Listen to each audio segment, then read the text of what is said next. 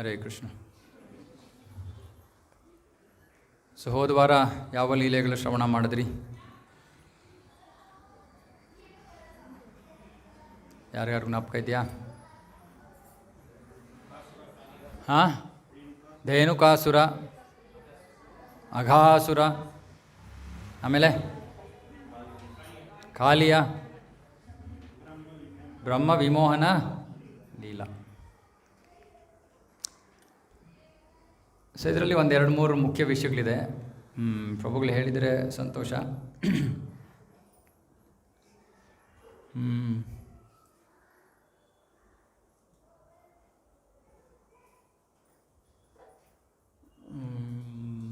ರೇಣುಕಾಸುರ, ಕಾಲಿಯ,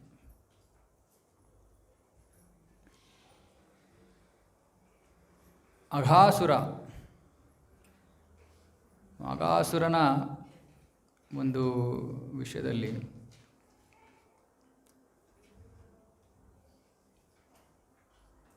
ಗೋಪಾಲಕರು ನೋಡ್ತಾರೆ,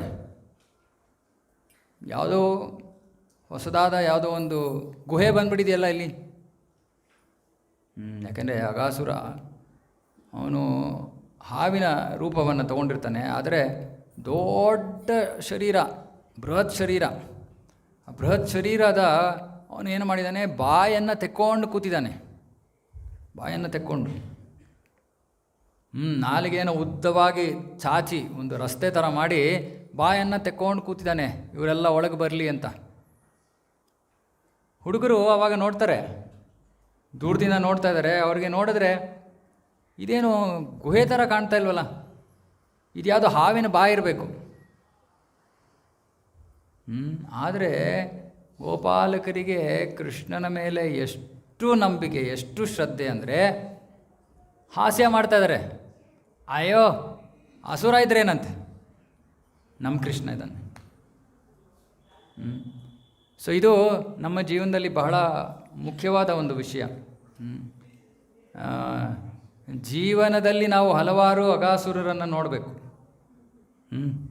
ಒಂದೊಂದು ಸತಿ ಅಘಾಸುರರು ಮನುಷ್ಯ ರೂಪದಲ್ಲಿರ್ತಾರೆ.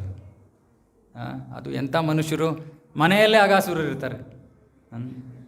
ನಮ್ಮ ಕರ್ಮಫಲ ಎಷ್ಟು ಚೆನ್ನಾಗಿದೆ ಅದರ ಮೇಲೆ.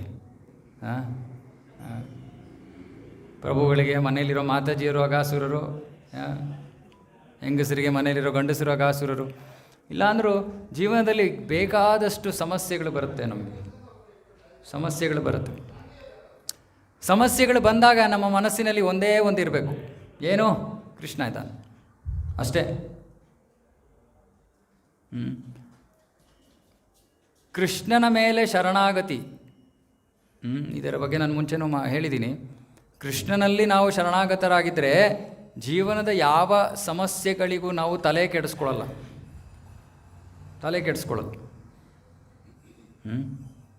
ಸಮಸ್ಯೆ ಇದೆ, ನಮಗೆ ಭಗವಂತ ಎಷ್ಟು ಬುದ್ಧಿ ಕೊಟ್ಟಿದ್ದಾನೋ ಅದನ್ನು ಉಪಯೋಗಿಸಿ ಅದಕ್ಕೆ ಏನು ಪರಿಹಾರ ಕಂಡುಕೋಬೇಕೋ ಕಂಡುಕೊಳ್ಳೋಕ್ಕೆ ಪ್ರಯತ್ನ ಮಾಡ್ಬೋದು ಅಂತ ಹೇಳ್ತಾ ಇದ್ದೀನಿ, ಮಾಡಬೇಕು ಅಂತ ಹೇಳ್ತಾ ಇಲ್ಲ, ಮಾಡ್ಬೋದು.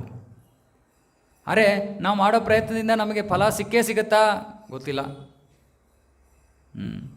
ಆದರೆ ನಾವು ಏನು ಮಾಡಬೇಕು, ಸುಮ್ಮನೆ ಪ್ರಯತ್ನವನ್ನು ಮಾಡಬೇಕು, ಮಿಕ್ಕಿದ್ದು ಭಗವಂತನ ಕೈನಲ್ಲಿ ಬಿಟ್ಬಿಡ್ಬೇಕು.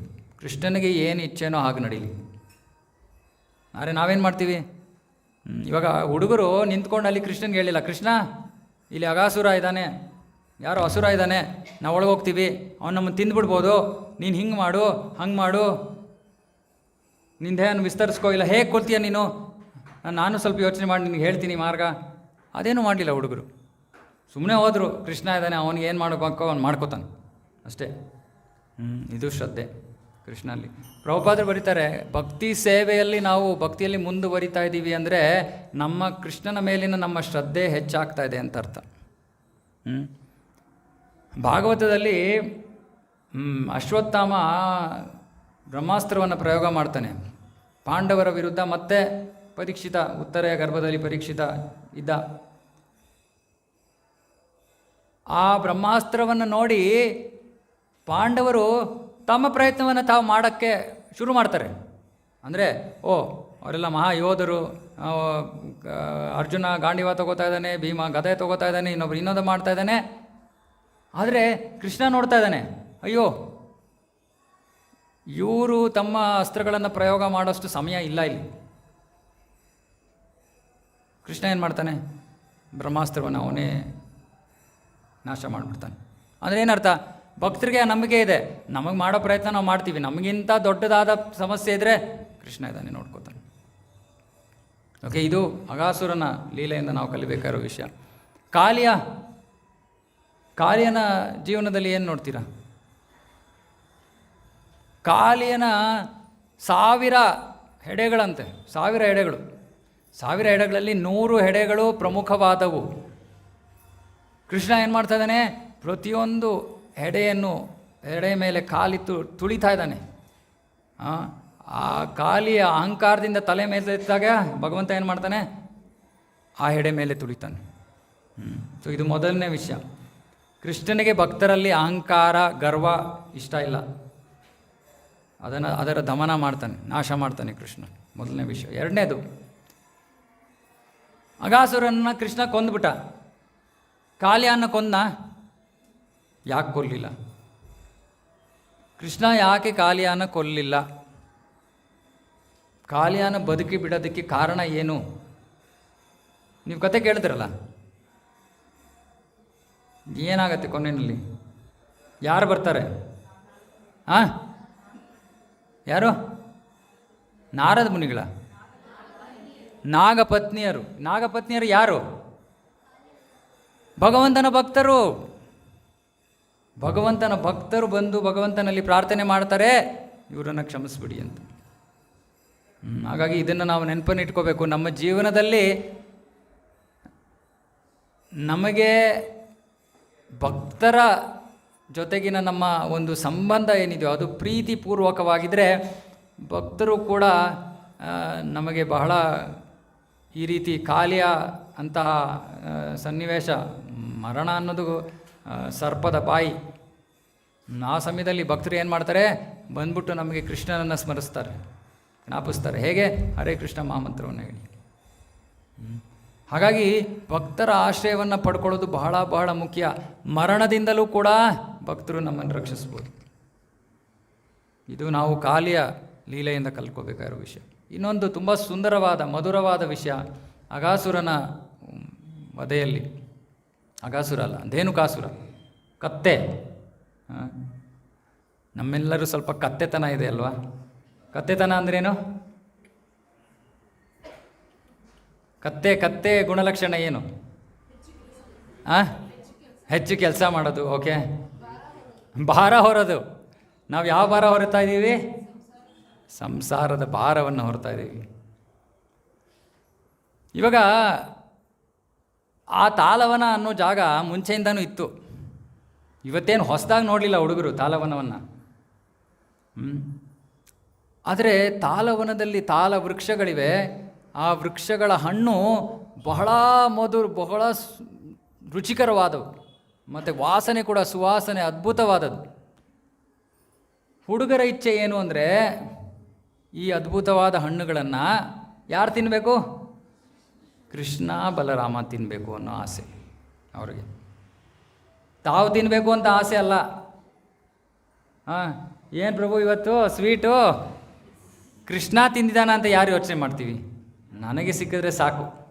ಪಕ್ಕದವ್ರಿಗಿದೆಯಾ ಪರವಾಗಿಲ್ಲ ಬಿಡಿ, ಅವ್ರು ಬೆಳಗ್ಗೆ ತಿಂದಿರ್ತಾರೆ, ನಾಳೆ ತಿನ್ಕೋತಾರೆ. ಆದರೆ ಆ ಹುಡುಗರಿಗೆ ಇಚ್ಛೆ ಏನಿದ್ದಿದ್ದು ಕೃಷ್ಣ ಬಲರಾಮ ತಿನ್ನಬೇಕು ಇದನ್ನು. ಆದರೆ ಕೃಷ್ಣ ಬಲರಾಮನ ಹತ್ರ ಹೋಗ್ಬಿಟ್ಟು ಅವ್ರು ಹೇಳಿದ್ರೆ, ಕೃಷ್ಣ ಬಲರಾಮ ನಿಮಗೋಸ್ಕರ ನೀವು ಬನ್ನಿ ಅಲ್ಲಿ ಹೋಗೋಣ, ಹಣ್ಣನ್ನು ಕಿತ್ಕೊಂಡು ತಿನ್ನೋಣ ಅಂದರೆ ಕೃಷ್ಣ ಬಲರಾಮ ಏನು ಹೇಳ್ತಾರೆ? ನಮಗೆ ಬೇಡ ಅಂತಾರೆ. ಅದಕ್ಕೆ ಹುಡುಗರು ತಮ್ಮ ಪ್ರೀತಿಯನ್ನು ಭಗವಂತನಿಗೆ ತೋರಿಸ್ತಾ ಇದ್ದಾರೆ. ಯಾವ ರೀತಿಯಲ್ಲಿ ಭಗವಂತನ ಹತ್ರ ಹೋಗ್ತಾರೆ, ಹೋಗಿ ಹೇಳ್ತಾರೆ, ಕೃಷ್ಣ ಬಲರಾಮ ಅಲ್ಲಿ ತುಂಬ ಚೆನ್ನಾಗಿರೋ ಹಣ್ಣುಗಳಿದೆ, ನಮಗೋಸ್ಕರ ಕಿತ್ಕೊಡು ಅಂತಾರೆ. ಯಾಕಂದರೆ ಅವ್ರಿಗೆ ಗೊತ್ತು, ನಮಗೋಸ್ಕರ ಕಿತ್ಕೊಡು ಅಂದರೆ ಕೃಷ್ಣ ಮಾಡೇ ಮಾಡ್ತಾನೆ, ಕೃಷ್ಣ ಬಲರಾಮ. ಆದರೆ ಅವರ ಉದ್ದೇಶ ಏನಿದ್ದಿದ್ದು ಅದನ್ನು ಕಿತ್ತಾದ್ಮೇಲೆ ಅದನ್ನು ಅವರಿಗೆ ಅರ್ಪಣೆ ಮಾಡೋದು. ಸೊ ನಾವೇನು ಕಲಿಬೋದು ಇದರಿಂದ ನಮ್ಮ ಜೀವನದಲ್ಲಿ? ನಾವು ಜೀವನದಲ್ಲಿ ಏನು ಮಾಡ್ತೀವೋ ಎಲ್ಲವೂ ಕೂಡ ಮೊದಲು ಕೃಷ್ಣನಿಗಾಗಿರಬೇಕು. ಅದ್ಭುತವಾದ ಪ್ರಸಾದವನ್ನು ತಯಾರು ಮಾಡಬೇಕಾ? ಸಂತೋಷ, ಭಗವಂತನಿಗೋಸ್ಕರ ಮಾಡಿ, ಆಮೇಲೆ ಸೇವನೆ ಮಾಡಿ, ಏನೂ ತೊಂದರೆ ಇಲ್ಲ. ಇದನ್ನು ನಾವು ಕಲಿಬೇಕು ಜೀವನದಲ್ಲಿ. ಎಲ್ಲ ಮೊದಲು ಯಾರಿಗೆ? ಕೃಷ್ಣನಿಗೆ. ಮೊದಲು ಯಾರ ಬಗ್ಗೆ ಯೋಚನೆ ಬರಬೇಕು ನಮಗೆ? ಕೃಷ್ಣನ ಯೋಚನೆ. ಇದು ಕೃಷ್ಣ ಪ್ರಜ್ಞೆ, ಇದು ಕೃಷ್ಣ ಪ್ರಜ್ಞೆ. ಬ್ರಜವಾಸಿಗಳ ಎಲ್ಲ ಲೀಲೆಗಳಲ್ಲೂ ಕೂಡ ನಾವು ಕಲಿಯೋದು ಇದೊಂದೇ, ಅವರ ಕೃಷ್ಣನ ಮೇಲಿನ ಅತ್ಯಂತ ಆಳವಾದ ಪ್ರೀತಿ. ಎಷ್ಟು ಪ್ರೀತಿ ಅಂದರೆ,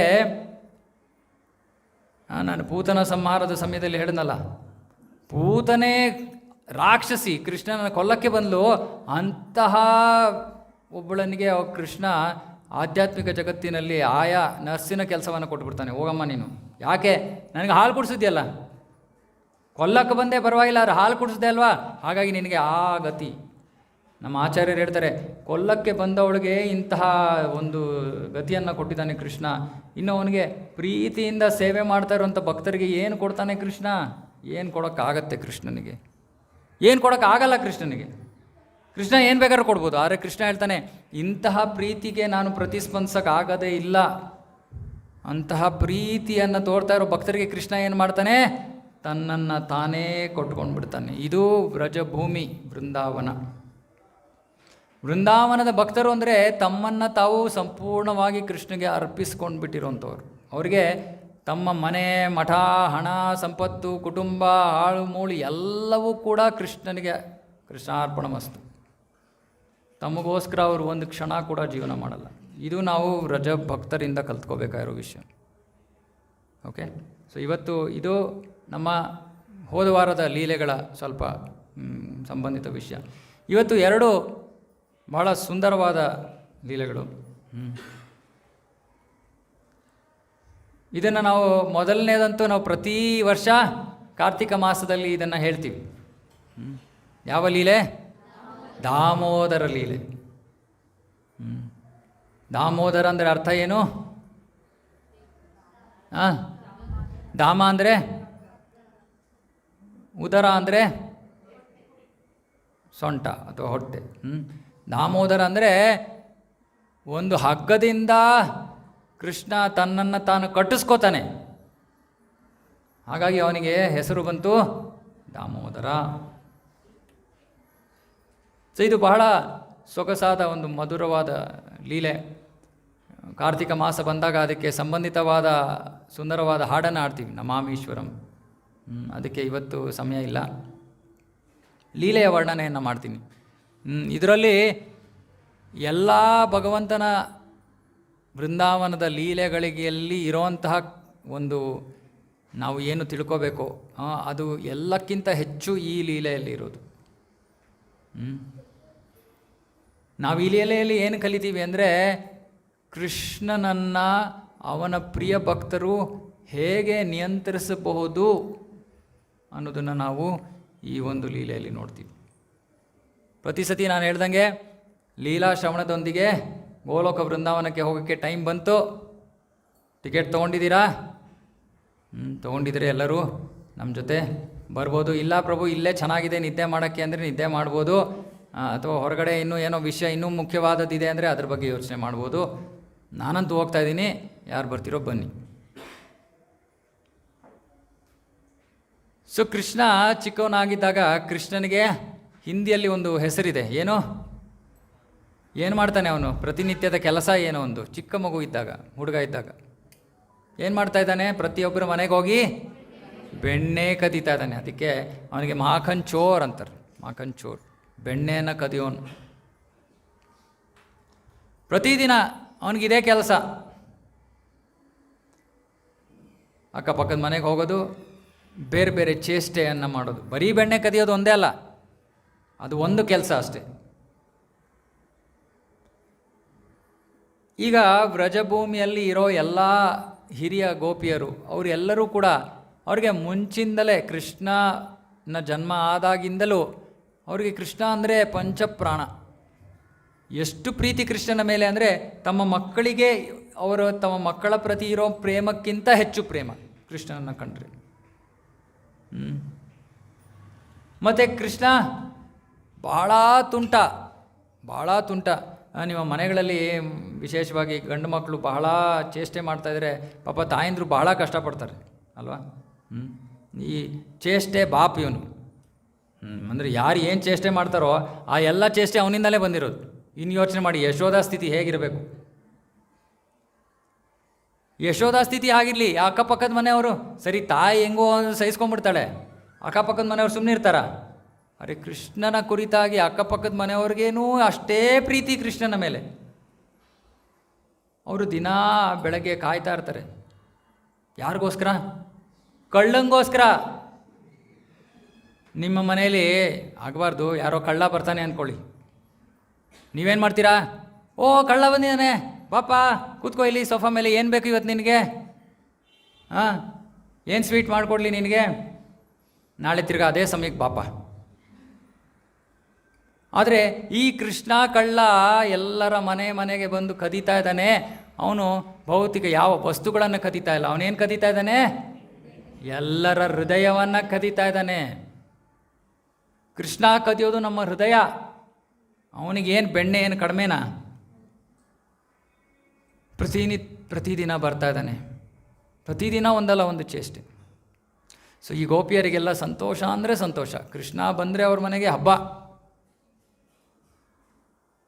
ಸೊ ಒಂದು ಸತಿ ಏನು ಯೋಚನೆ ಮಾಡ್ತಾರೆ, ಕೃಷ್ಣನ ಬಗ್ಗೆ ಕೀರ್ತನೆ ಮಾಡಬೇಕು. ಕೀರ್ತನೆ ಅಂದರೆ ನಾವು ಇವಾಗ ಕೃಷ್ಣನ ಬಗ್ಗೆ ಕೀರ್ತನೆ ಮಾಡ್ತಾ ಇದ್ದೀವಲ್ಲ, ಅದೇ ರೀತಿ ಗೋಪಿಯರೆಲ್ಲ ನಿರ್ಧಾರ ಮಾಡ್ತಾರೆ, ನಾವು ಯಾಕೆ ಇವನ ಬಗ್ಗೆ ಹೋಗಿ ಯಶೋಧ ಮುಂದೆ ಕೃಷ್ಣನ ಕೀರ್ತನೆ ಮಾಡೋಣ, ಕೃಷ್ಣನ ಗುಣಗಾನ ಮಾಡೋಣ ಅಂದ್ಬಿಟ್ಟು ಏನು ಮಾಡ್ತಾರೆ, ಎಲ್ಲರೂ ಸೇರಿ ಯಶೋದೆಯ ಮುಂದೆ ಬರ್ತಾರೆ, ಯಶೋದೆಯ ಮನೆಗೆ ಬರ್ತಾರೆ.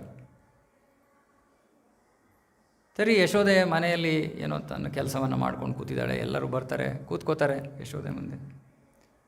ಯಾವ ರೀತಿಯಲ್ಲಿ ಮಾತಾಡೋಕ್ಕೆ ಶುರು ಮಾಡ್ತಾರೆ ಅಂದರೆ, ದೊಡ್ಡ ಕಂಪ್ಲೇಂಟ್ ಮಾಡೋಕ್ಕೆ ಬಂದಿರೋಂಗೆ ಕೃಷ್ಣನ ಬಗ್ಗೆ. ಎಲ್ಲರೂ ಬಂದು ಹೇಳ್ತಾರೆ, ಅಮ್ಮ ಯಶೋದ, ನಿನ್ನ ಮಗನನ್ನು ಸ್ವಲ್ಪ ನೀನು ಹದ್ಬಸ್ತಲ್ಲಿ ಇಟ್ಕೋಬೇಕು ನೋಡು, ಅವನು ಹೇಗೆ ಬಂದು ಪ್ರತಿದಿನ ನಮ್ಮ ಮನೆಗಳಲ್ಲಿ ಎಷ್ಟು ಚೇಷ್ಟೆ ಮಾಡ್ತಾನೆ. ಯಶೋದ ಶಾಂತ ಚಿತ್ತಳಾಗಿದ್ದಾಳೆ. ಏನಾಯಿತು? ಏನು ಮಾಡ್ದ ನನ್ನ ಮಗ? ಏನು ಮಾಡ್ದ? ಪ್ರತಿದಿನ ಬರ್ತಾನೆ, ನಮ್ಮ ಮನೇಲಿ ಬೆಣ್ಣೆ ಕದೀತಾನೆ ನಿಮ್ಮ ಮನೆಗೆ ಬಂದು. ಅರೆ ಅವನು ಯಾಕೆ ನಿಮ್ಮ ಮನೆಗೆ ಬಂದು ಬೆಣ್ಣೆ ಕದಿಬೇಕಪ್ಪ? ಕೃಷ್ಣನ ತಂದೆ ನಂದ ಮಹಾರಾಜ, 9 ಲಕ್ಷ ಹಸುಗಳಿದೆ ನಮ್ಮ ಮನೆಯಲ್ಲಿ, ಬೇಕಾದಷ್ಟು ಬೆಣ್ಣೆ ತುಪ್ಪ ಹಾಲು ಎಲ್ಲವೂ ಇದೆ. ನಮ್ಮನೆ ಬೆಣ್ಣೆ ಎಲ್ಲ ಬಿಟ್ಟು ನಿಮ್ಮನೆಗೆ ಬಂದು ಬೆಣ್ಣೆ ಕದಿಯೋಕ್ಕೆ ಅವಶ್ಯಕತೆ ಏನಿದೆ ಅವನಿಗೆ? ನಿಮಗೆ ಕೃಷ್ಣನ ಮೇಲೆ ಅಸೂಯೆ. ಯಾಕೆ? ನಿಮ್ಮ ಮಕ್ಕಳು ಕೃಷ್ಣನಷ್ಟು ಮಧುರವಾದವಲ್ಲ. ಹಾಗಾಗಿ ಸುಮ್ಮನೆ ನೀವು ಚಾಡಿ ಹೇಳೋಕ್ಕೆ ಬರ್ತಾ ಇದ್ದೀರಿ. ನಿಮಗೆ ಕೃಷ್ಣನ ಮೇಲೆ ನಿಮಗೆ ಅಸೂಯೆ, ಜಲಸ್. ಇಲ್ಲ, ನಿಜವಾಗ್ಲೂ ಬರ್ತಾನೆ ಪ್ರತಿದಿನ. ಹೌದಾ? ನಿಜವಾಗ್ಲೂ ಬರ್ತಾನ? ಏನು ಮಾಡ್ತಾನೆ ಮನೆಗೆ ಬಂದು ಬೆಣ್ಣೆ ತಾನೇ ಕದೀತಾನೆ. ಅವನಿನ್ನೂ ಇಷ್ಟು ಚಿಕ್ಕ ಹುಡುಗ ಇದ್ದಾನೆ, ಇಷ್ಟು ಎತ್ತರ ಇದ್ದಾನೆ. ನೀವು ಒಂದು ಕೆಲಸ ಮಾಡಿ, ನಿಮ್ಮ ಬೆಣ್ಣೆ ಎಲ್ಲ ಮನೆಯಲ್ಲಿ ಮೇಲಿಂದ ನೇತಾಕ್ಬಿಡಿ. ಕೆಳಗಡೆ ಇಟ್ಟರೆ ತಾನೇ ಅವ್ನು ಸುಲಭವಾಗಿ ತೊಗೊಳ್ಳೋದು. ಮೇಲಿಂದ ಕಟಾಕಿ ನೇತಾಕ್ಬಿಡಿ ಮೇಲಿಂದ. ಒಬ್ಳು ಗೋಪಿ ಹೇಳ್ತಾಳೆ, ಅಮ್ಮ ಯಶೋದ, ನಾವು ಅದೇ ರೀತಿಯ ನಾವು ಎಲ್ಲ ಬೆಣ್ಣೆ ತುಪ್ಪ ಎಲ್ಲ ಇಟ್ಟಿರೋದು ನಮ್ಮ ಮನೆಯಲ್ಲಿ. ಯಶೋದಾಗ ಆಶ್ಚರ್ಯ ಆಗುತ್ತೆ. ಮತ್ತೆ ಏನು ಮಾಡ್ತಾನೆ ಕೃಷ್ಣ? ಏನು ಮಾಡ್ತಾನೆ ಏನಮ್ಮ? ಅವನೇನು ಒಬ್ಬನೇನ ಬರ್ತಾನೆ? ಅವನ ಜೊತೆ ಪೂರ್ತಿ ಅವ್ನ ಬೆಟಾಲಿಯನ್ನೇ ಇರುತ್ತೆ, ಎಲ್ಲ ಫ್ರೆಂಡ್ಗಳೆಲ್ಲ ಬರ್ತಾರೆ, ಅವನ ಸ್ನೇಹಿತರು. ಒಬ್ಬರು ಹೆಗಲ ಮೇಲೆ ಇನ್ನೊಬ್ಬರು ಹತ್ತಾರೆ, ಹೇಗೋ ತೊಗೊಂಡ್ಬಿಡ್ತಾರೆ. ಸರಿ, ನೀವು ಒಂದು ಕೆಲಸ ಮಾಡಿ. ಆಮೇಲೆ ಅವ್ರು ಇನ್ನೊಬ್ಳು ಗೋಪಿ ಹೇಳ್ತಾಳೆ, ಒಂದೊಂದು ಸತಿ ಕೃಷ್ಣ ತನ್ನ ಸ್ನೇಹಿತರ ಜೊತೆ ಬಂದಿರಲ್ಲ, ಆದರೆ ಕೃಷ್ಣ ಎಷ್ಟು ಚತುರ ಅಂದರೆ ಅವನು ಇಲ್ಲೇ ಕೆಳಗಡೆನೇ ನಿಂತ್ಕೊಂಡು ಅವನು ಗೊತ್ತಾಗ್ಬಿಡುತ್ತೆ. ಈ ಮಡಿಕೆನಲ್ಲಿ ಬೆಣ್ಣೆ ಇದೆ, ಹೊಡಿರಿ ಟಕ್. ಆಮೇಲೆ ಕೆಳಗಡೆ ನಿಂತ್ಕೊಂಡ್ರು, ಏನು ಎಲ್ಲರೂ ಬಾಯಿ ಅಂತ ಬಿಟ್ಕೊಂಡು ಬೆಣ್ಣೆ ತಿಂತಾ ಇದ್ದಾರೆ. ಯಶೋಧ ಯೋಚನೆ ಮಾಡ್ತಾಳೆ, ಇಷ್ಟೊಂದೆಲ್ಲ ಮಾಡ್ತಾನೆ ಕೃಷ್ಣ. ಸರಿ, ಒಂದು ಕೆಲಸ ಮಾಡಿ, ಒಂದು ಕತ್ತಲೆ ರೂಮಲ್ಲಿ ಎಲ್ಲ ಇಟ್ಬಿಡಿ, ಮೇಲಿಂದ ನೇತಾಕ್ಬಿಡಿ, ಕತ್ತಲೆ ರೂಮ್, ಲೈಟ್ ಇರಬಾರ್ದು. ಇನ್ನೊಬ್ಳು ಗೋಪಿ ಹೇಳ್ತಾಳೆ, ನಮ್ಮನೆಲ್ಲ ನಾನು ಅದನ್ನು ಪ್ರಯತ್ನ ಮಾಡಿದ್ದೀನಿ, ಅದನ್ನು ಪ್ರಯತ್ನ ಮಾಡಲ್ಲ. ಏನಾಯಿತು ಮತ್ತೆ ಕೃಷ್ಣ ಬಂದಾಗ ಏನಾಯಿತು? ಎಲ್ಲರೂ ಕಾತರತೆ ಕೇಳೋದಕ್ಕೆ, ಏನು ಮಾಡ್ತಾನೆ ಕೃಷ್ಣ, ಯಾವ ಥರ ಕೆಲಸಗಳು ಮಾಡ್ತಾನೆ ಅಂತ.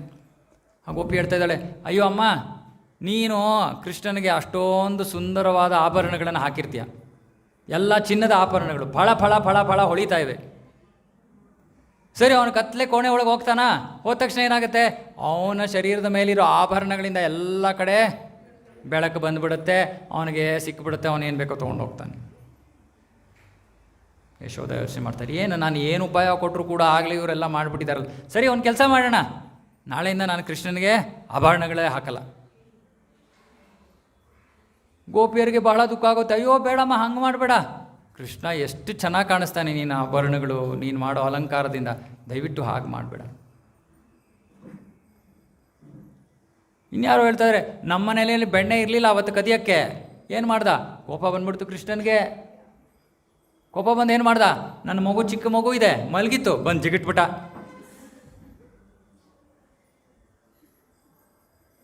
ಸರಿ, ಇನ್ನೊಬ್ರು ಹೇಳ್ತಾರೆ, ಅಯ್ಯೋ ಅದು ಬಿಡಿ, ಅದೇನು ದೊಡ್ಡ ವಿಷಯ ಅಲ್ಲ, ನಮ್ಮ ಹಸುಗಳು ಹಿಂದೆ ಹಸುಗಳೆಲ್ಲ ಕಟ್ಟಿರೋ ಜಾಗ ಇತ್ತಲ್ಲ, ಕೃಷ್ಣ ಏನು ಮಾಡ್ದ, ಬೆಣ್ಣೆ ಏನೂ ಸಿಗಲಿಲ್ಲ ಅವತ್ತು, ಏನು ಮಾಡ್ದ, ಬಂದು ಕರುಗಳನ್ನೆಲ್ಲ ಬಿಟ್ಬಿಟ್ಟ. ಕರುಗಳೆಲ್ಲ ಬಂದು ಹಸುಗಳಿಂದ ಹಾಲೆಲ್ಲ ಕುಡಿದ್ಬಿಟ್ಟು, ಹಾಲೇ ಇಲ್ಲ ಅವತ್ತು ನಮ್ಮ ಮನೇಲಿ, ಹಾಲೇ ಇಲ್ಲ, ಬೆಣ್ಣೆನೂ ಇಲ್ಲ, ಎಂಥದೂ ಇಲ್ಲ.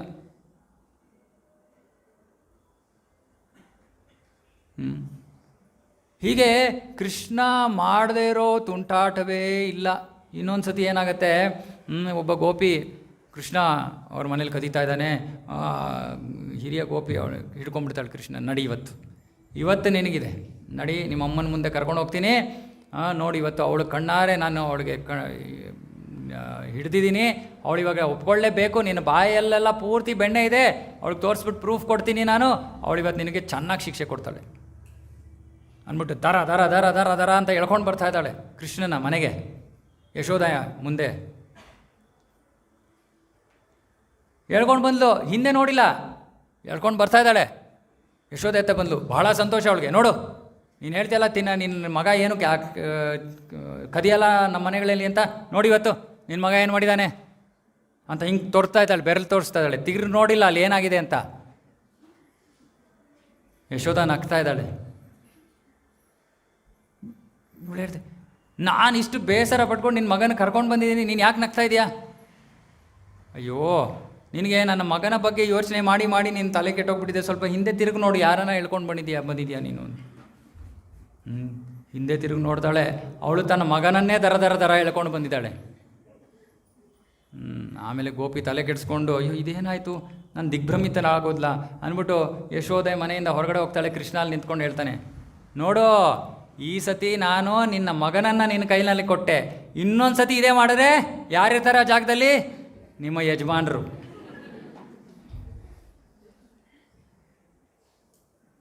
ಸೊ ಇದೆಲ್ಲ ಮಾಡ್ತಾಯಿದ್ರು ಕೂಡ ಎಲ್ಲ ವ್ರಜವಾಸಿಗಳಿಗೆ ಕೃಷ್ಣನ ಕಂಡ್ರೆ ಅಷ್ಟು ಪ್ರೀತಿ, ಯಾರಿಗೂ ಬೇಸರಲ್ಲ. ಯಾಕಂದರೆ ಕೃಷ್ಣನ ಎಲ್ಲವೂ ಕೂಡ ಮಧುರ. ಮಧುರಾಧಿಪತೇರಖಿಲಂ ಮಧುರಂ, ಸರ್ವಸ್ವವು ಮಧುರ. ಸರಿ ಆಯಿತು, ಇವೆಲ್ಲ ಕಥೆಗಳು ಹೇಳ್ತಾ ಇದ್ದಾರಾ? ಯಶೋದೆ ಯೋಚನೆ ಮಾಡ್ತಾ ಇದ್ದಾಳೆ, ಇದೇನಿದು, ಇವನು ಯಾಕೆ ಹೋಗಿ ಬೇರೆಯವ್ರ ಮನೇಲಿ ಕದೀತಾ ಇದ್ದಾನೆ ಬೆಣ್ಣೆಯನ್ನು? ಯಶೋದೆ ಬಹಳ ಸಾಹುಕಾರರವರು, ಕೈಗೊಂದು ಕಾಲ್ಗೊಂದು ಆಳುಗಳಿದ್ದಾರೆ. ಈ ಬೆಣ್ಣೆ ಕಡಿಯೋದೆಲ್ಲ ಕೆಲಸ ಮನೇಲಿರೋ ಕೆಲಸಗಾರರು ಮಾಡ್ತಾಯಿದ್ದಾರೆ. ಸೊ ಅದಕ್ಕೆ ಯಶೋಧ ಯೋಚನೆ ಮಾಡ್ತಾ ಇದ್ದಾಳೆ, ಕೆಲಸಗಾರರು ಮಾಡ್ತಾಯಿರೋ ಬೆಣ್ಣೆ ಅವನಿಗೆ ಹಿಡಿಸ್ತಾ ಇಲ್ಲ, ನಾನೇನು ಮಾಡ್ತೀನಿ, ನಾಳೆ ನಾನೇ ಮಾಡ್ತೀನಿ ಬೆಣ್ಣೆನ, ನೋಡೋಣ ಆವಾಗ ಇವನು ಹೇಗೆ ಹೋಗಿ ಬೇರೆಯವ್ರ ಮನೇಲಿ ಹೋಗಿ ಕದೀತಾನೆ. ಅವತ್ತು ದೀಪಾವಳಿಯ ದಿನ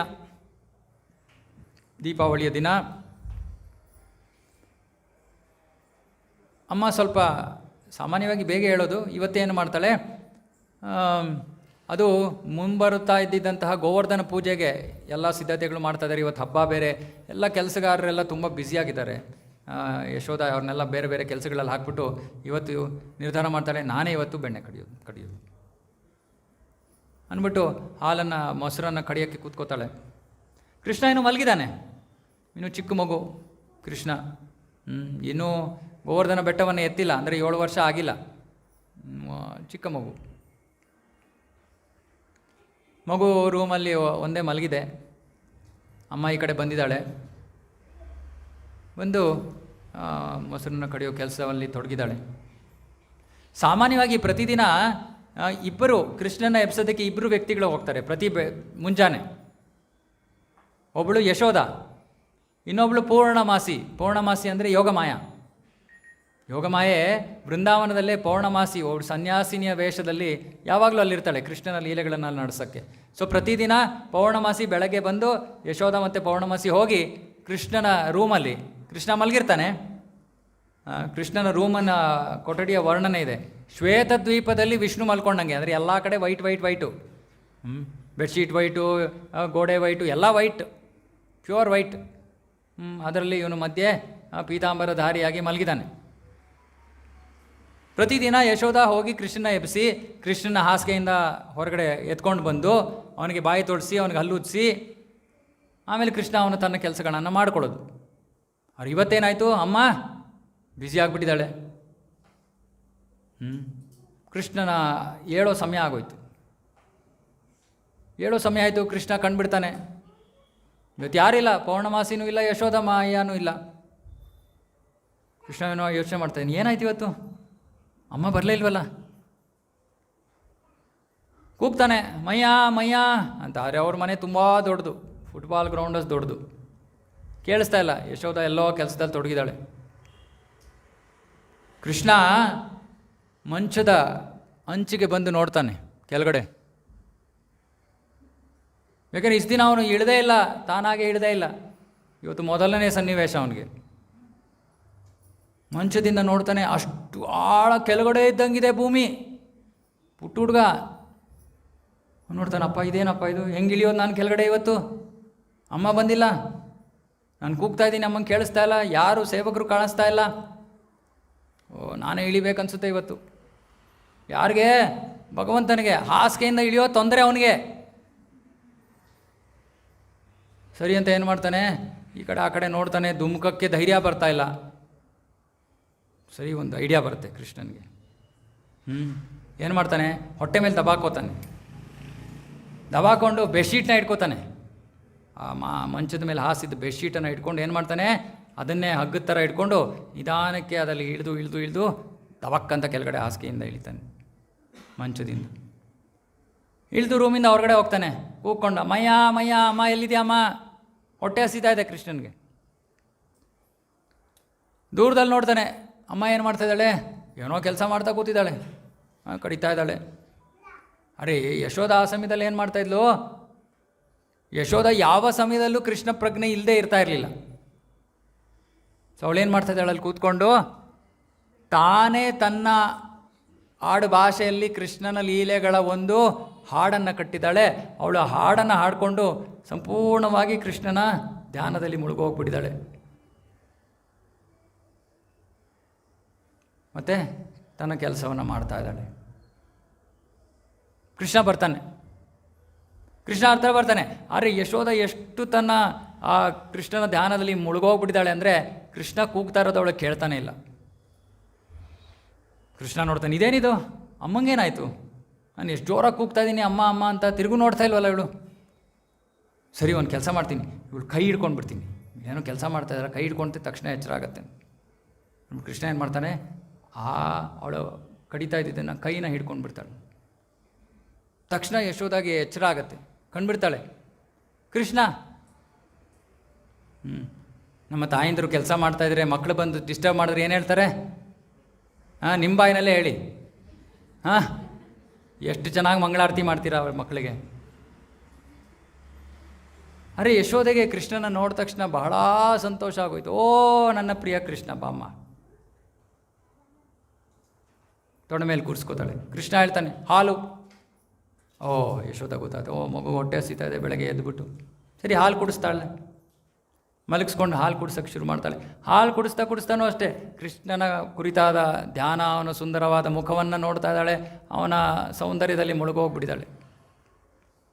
ಸ್ವಲ್ಪ ಹೊತ್ತಾಗತ್ತೆ. ಅಷ್ಟರೊಳಗೆ ಏನಾಗುತ್ತೆ, ಅಡುಗೆ ಮನೆಯಲ್ಲಿ ಒಲೆ ಮೇಲೆ ಒಂದು ವಿಶೇಷವಾದ ಹಾಲನ್ನು ಇಟ್ಟು ಬಂದಿದ್ಲು ಅವಳು. ವಿಶೇಷವಾದ ಹಾಲು ಏನು?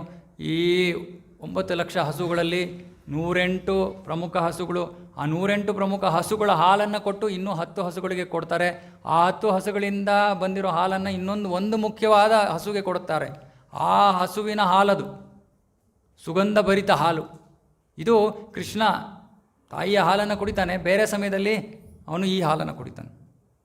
ಸೊ ಅದು ಒಲೆ ಮೇಲಿಟ್ಟು ಕಾಯಿಸಕ್ಕಿಟ್ಟು ಬಂದಿದ್ದಾಳೆ ಯಶೋಧ. ಆದರೆ ತಕ್ಷಣ ಒಳಗೆ ಜ್ಞಾಪಕ ಬರುತ್ತೆ, ಅಯ್ಯೋ ಹಾಲು ಉಕ್ಕಿ ಹರಿದೋಗ್ಬಿಟ್ರೆ ಕೃಷ್ಣನಿಗೆ ಹಾಲಿರಲ್ಲ.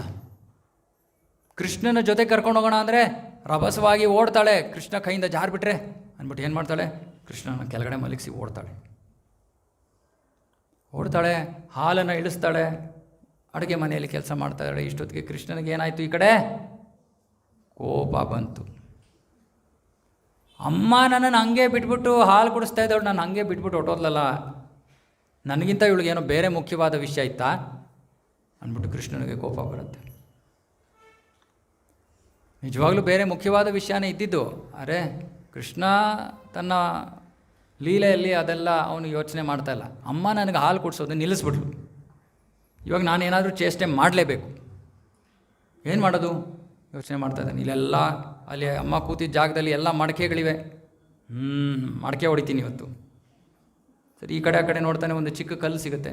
ಯಾವ ರೀತಿ ಹೊಡಿಬೇಕು ಮಡಕೆ ಅಮ್ಮಂಗೆ ಕೇಳಬಾರ್ದು, ಯಾರಿಗೂ ಗೊತ್ತಾಗದೆ ಇರೋಂಗೆ ಆ ಕಲ್ಲಿಂದ ಮಡಕೆಯನ್ನು ಹೊಡಿತಾನೆ. ಹೊಡೆದ್ಬಿಟ್ಟು ಆಮೇಲೆ ಅಲ್ಲಿ ಇಲ್ಲಿ ಎಲ್ಲ ಬೆಣ್ಣೆ ಎಲ್ಲ ಹೊರಗಡೆ ಬಂದಿದೆ.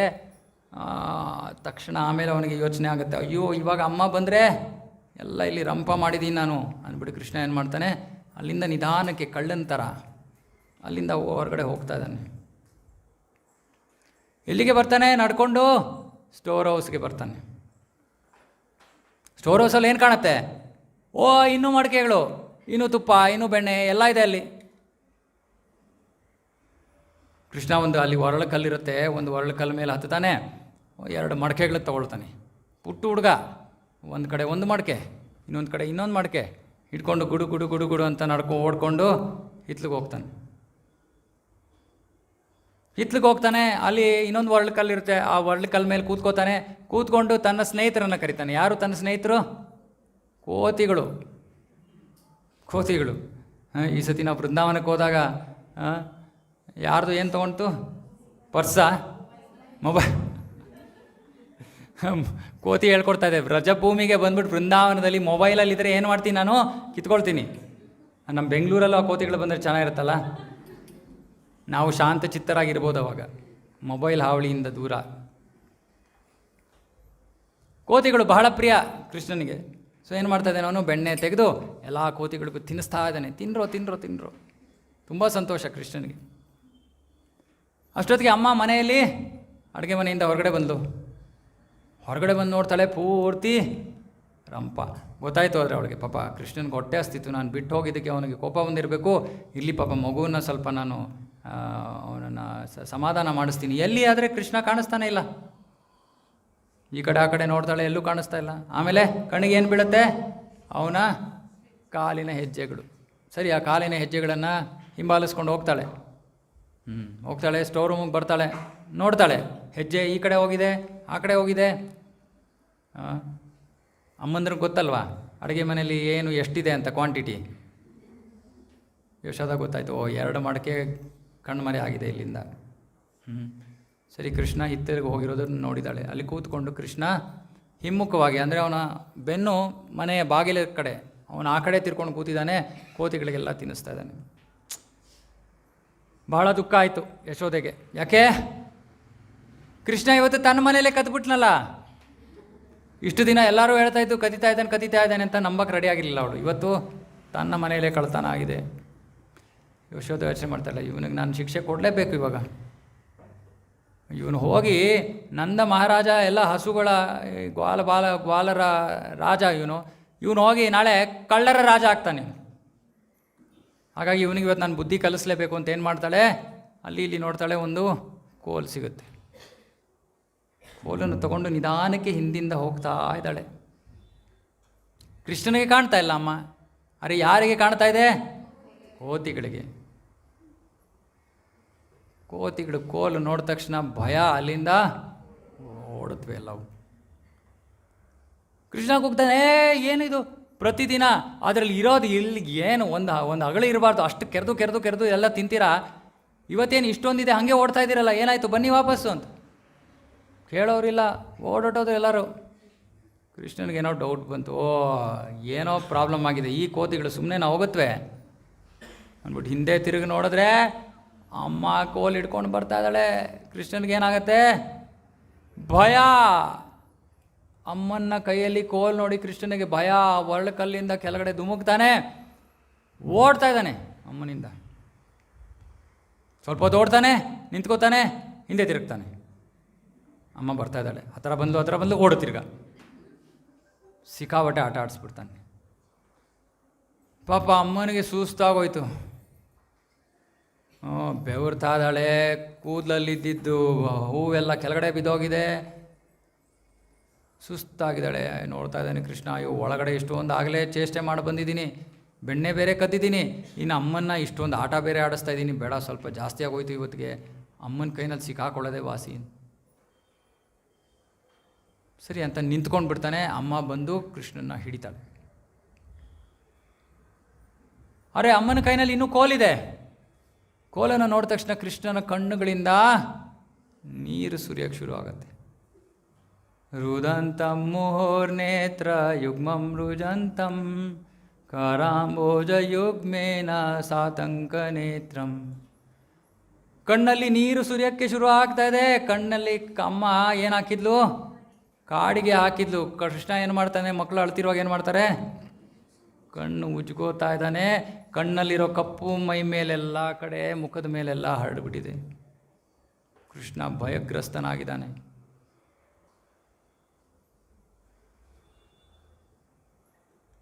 ಸರಿ, ಮಗು ಇಷ್ಟೊಂದು ಹೆದರ್ಬಿಟ್ಟಿದೆಯಲ್ಲ. ಆವಾಗ ಒಂದು ಸಂವಾದ ಆಗತ್ತೆ. ನೀವೇ, ಅದಕ್ಕೆ ನಮಗೆ ಸಮಯ ಇಲ್ಲ. ಸೊ ಕೃಷ್ಣ ಇಷ್ಟೊಂದು ಅಳ್ತಾ ಇರೋದು ನೋಡಿ ಇಷ್ಟೊತ್ತಿಗೆ ಯೋಚನೆ ಆಗುತ್ತೆ, ಇವನು ಭಯ ಪಟ್ಕೊಂಡು ಕಾಡು ಕೊಟ್ಟು ಹೋಗ್ಬಿಟ್ರೆ, ಕಾಡಿನಲ್ಲಿ ಎಷ್ಟೊಂದು ಕಾಡು ಪ್ರಾಣಿಗಳಿವೆ, ಸರಿ ಬೇಡ ಅಂದ್ಬಿಟ್ಟು ಏನು ಮಾಡ್ತಾಳೆ? ಕೋಲನ್ನು ಕೆಳಗಡೆ ಬಿಸಾಕ್ತಾಳೆ. ಅಮ್ಮನಿಗೆ ನಿಜವಲ್ಲ, ನಮಗೆ ಬರುವಂಥ ಕೋಪ ಅವಳಿಗೆ ಬಂದಿರಲಿಲ್ಲ. ನಮಗೆ ಯಾವ ಕೋಪ ಬರೋದು? ನಮಗೆ ರಜೋಗುಣದ ಕೋಪ. ನಮಗೆ ಕೋಪ ಬರೋದು ರಜೋಗುಣದಿಂದ. ತಾಯಿಗೆ ಕೃಷ್ಣ ಪ್ರೇಮದಿಂದ ಬಂದಿದ್ದ ಕೋಪ ಅದು. ಅದು ರಜೋಗುಣದ ಕೋಪ ಅಲ್ಲ. ರಜೋಗುಣದ ಕೋಪ ಅಂದರೆ ಕಣ್ಣು ಕೆಂಪಾಗತ್ತೆ, ಒಂದು ವಾರ ತನಕ ಸಾಧಿಸ್ತಾ ಇರ್ತೀವಿ ಆ ಕೋಪನ ಅಲ್ವಾ. ಅಮ್ಮನ ಕೋಪ ಆ ಥರ ಅಲ್ಲ, ಪ್ರೀತಿಯ ಕೋಪ ಅದು. ಅಮ್ಮನಿಗೆ ಉದ್ದೇಶ ಇಷ್ಟೇ ಇದ್ದಿದ್ದು, ಕೃಷ್ಣ ಕಳ್ಳ ಆಗಬಾರ್ದು, ಇಷ್ಟೇ. ಅವನಿಗೆ ಬುದ್ಧಿ ಕಲಿಸ್ಬೇಕು, ಬೇರೆ ಏನೂ ಉದ್ದೇಶ ಇರಲಿಲ್ಲ. ಅರೆ ಮಗು ಇಷ್ಟೊಂದು ಹೆದರಿದ್ದನ್ನು ನೋಡ್ಬಿಟ್ಟು ಅವಳು ಕೋಲನ್ನು ಕೆಳಗಡೆ ಹಾಕ್ಬಿಡ್ತಾಳೆ. ಆದರೆ ಹೇಳ್ತಾಳೆ, ನಿನ್ನಾದರೆ ನಿನಗೆ ಇವತ್ತು ನಾನು ಶಿಕ್ಷೆ ಕೊಡಲೇಬೇಕು. ಏನು ಮಾಡ್ತೀನಿ? ಕಟಾಕ್ತೀನಿ ನಿನಗೆ. ಯಾವುದಕ್ಕೆ? ವರ್ಲ್ಡ್ ಕಲ್ಗೆ ಕಟಾಕ್ತೀನಿ. ಅದರ ಮೇಲೆ ಕೂತ್ಕೊಂಡು ತಾನೇ ನೀನು ಎಲ್ಲ ಕೋತಿಗಳಿಗೂ ತಿನ್ನಿಸ್ತಾ ಇದ್ದಿದ್ದು. ವರ್ಲ್ಡ್ ಕಲ್ಗೆ ಕಟಾಕ್ತೀನಿ. ಇವತ್ತು ಕೂಡ ನಾವು ವೃಂದಾವನಕ್ಕೆ ಹೋದರೆ, ಗೋಕುಲಕ್ಕೆ ಹೋದರೆ, ಆ ವರ್ಲ್ಡ್ ಕಲ್ಲು ಇನ್ನೂ ಇದೆ ಅಲ್ಲಿ. ಪೂಜ್ಯ ವರ್ಲ್ಡ್ ಕಲ್ಲು, ಉಖಲ್ ಬಂಧನ್ ಅಂತ ಜಾಗ ಇದೆ. ಸೊ ಯಶೋಧ ಯೋಚನೆ ಮಾಡ್ತಾಳೆ, ಕಟಾಕಬೇಕು ಇವರನ್ನ. ಹೇಗೆ ಕಟಾಕೋದು? ಸರಿ, ಕೃಷ್ಣನ ಸೊಂಟ ಇಷ್ಟೇ ಎಷ್ಟು ಚಿಕ್ಕದು. ಯಶೋಧ ಯೋಚನೆ ಮಾಡ್ತಾಳೆ, ಸರಿ ಫಸ್ಟ್ ಕೃಷ್ಣನ ಸೊಂಟವನ್ನು ಕಟ್ಟಿಬಿಡ್ತೀನಿ, ಆಮೇಲೆ ಅದನ್ನು ಈ ವರ್ಳಕಲ್ಲಿಗೆ ಕಟ್ಟೋದು ಬಹಳ ಸುಲಭ ಆಗುತ್ತೆ. ಸರಿ, ಒಂದು ದಾರ ತೊಗೋತಾಳೆ. ಕೂದಲಲ್ಲಿ ಒಂದು ದಾರ ಇದೆ, ಎಷ್ಟು ಉದ್ದ ಬೇಕು? ಒಂದಿಷ್ಟು ದಾರ ಇದ್ದರೆ ಸಾಕು. ಕೃಷ್ಣನ ಸೊಂಟ ಎಷ್ಟು ಚಿಕ್ಕದು. ಸರಿ, ಕೃಷ್ಣನ ಸೊಂಟದ ಸುತ್ತಲೂ ಹಾಕ್ತಾಳೆ, ಕಟ್ಟೋಕ್ಕೆ ಟ್ರೈ ಮಾಡ್ತಾಳೆ. ಮಧ್ಯ 2 ಬೆರಳು ಕಡಿಮೆ. ಎಳಿತಾ ಇದ್ದಾಳೆ. ಏನಾದರೂ ಮಧ್ಯೆ 2 ಬೆರಳಷ್ಟು ಅಂತರ ಗ್ಯಾಪ್ ಇದೆ, ಆಗ್ತಾಯಿಲ್ಲ ಅವಳಿಗೆ. ಸರಿ, ಇನ್ನೊಂದು ದಾರ ತಗೋತಾಳೆ, ಇನ್ನೊಂದು ಹಗ್ಗ ತಗೋತಾಳೆ, ಮತ್ತೊಂದು ತಗೋತಾಳೆ. ಅಷ್ಟೊತ್ತಿಗೆ ಎಲ್ಲ ಅಕ್ಕಪಕ್ಕದ ಮನೆಯವ್ರು ಗೋಪಿಯರೆಲ್ಲ ಬಂದಿದ್ದಾರೆ. ಅವ್ರ ಮನೆಗಳಿಂದಿದ್ದ ಹಗ್ಗಗಳನ್ನು ತೊಗೊಂಬರ್ತಾ ಇದ್ದಾರೆ. ಒಂದಿಷ್ಟು ದೊಡ್ಡ ಹಗ್ಗ ಆಯಿತು. ಆದರೂ ಕೂಡ ಕೃಷ್ಣನ ಸೊಂಟದ ಸುತ್ತು ಅದನ್ನು ತಗೊಂಡ ತಕ್ಷಣ 2 ಬೆರಳುಗಳ ಅಂತರ. ಆಚಾರ್ಯರು ಹೇಳ್ತಾರೆ, ಬೆಳಗ್ಗೆ ತಾನೇ ಅಮ್ಮ ಕೃಷ್ಣನಿಗೆ ಅಲಂಕಾರ ಮಾಡಿದ್ಲು ಆಭರಣಗಳಿಂದ. ಏನಾಗ್ತಾರೆ? ಸೊಂಟಕ್ಕೆ ಏನು ಹೇಳ್ತಾರೆ? ಅದಕ್ಕೆ ಉಡ್ತಾರೆ, ಡಾಬು. ಅಷ್ಟೇ ದೊಡ್ಡ ಡಾಬು ಅದನ್ನು ಕಟ್ಟಿರ್ತಾಳೆ ಕೃಷ್ಣನ ಸೊಂಟದ ಮೇಲೆ. ಅದು ಇನ್ನೂ ಇದೆ ಸೊಂಟದಲ್ಲಿ. ಬೆಳಗ್ಗೆ ಅವಳು ಕಟ್ಟಕ್ಕಾಯ್ತು, ಇವಾಗ ಒಂದು ದಾರವನ್ನು ಕಟ್ಟಕ್ಕಾಗ್ತಾ ಇಲ್ವಲ್ಲ ಯಶೋದೆಗೆ? ಯಾಕೆ ದಾರವನ್ನು ಕಟ್ಟಕ್ಕಾಗ್ತಾ ಇಲ್ಲ? ಇದು ಭಗವಂತ ನಮಗೆ ಪಾಠವನ್ನು ಕಲಿಸ್ತಾ ಇದ್ದಾನೆ. ಪ್ರತಿ ಸತಿ ನಾನು ಈ ಪ್ರಶ್ನೆಯನ್ನು ಕೇಳ್ತಾ ಇರ್ತೀನಿ, ಎಷ್ಟು ಭಕ್ತರಿಗೆ ಇಲ್ಲಿ ಕೃಷ್ಣ ಬೇಕು? ನಿದ್ದೆ ಮಾಡಿರೋರಂತೂ ಕೈ ಎತ್ತಲ್ಲ, ನಿದ್ದೆ ಮಾಡಿಲ್ದವರೆಲ್ಲ ನೋಡೋಣ ಎಷ್ಟು ಜನ ಕೈ ಎತ್ತೀರಾ ಅಂತ. ಕೃಷ್ಣ ನಮಗೆ ಬೇಕು ಅಂದರೆ ನಾವು ಏನು ಮಾಡಬೇಕು? ಇವಾಗ ಯಾರಿಗೋ ಹೊಟ್ಟೆ ಹಸ್ದಿದೆ ಅಂತ ಇಟ್ಕೊಳ್ಳಿ.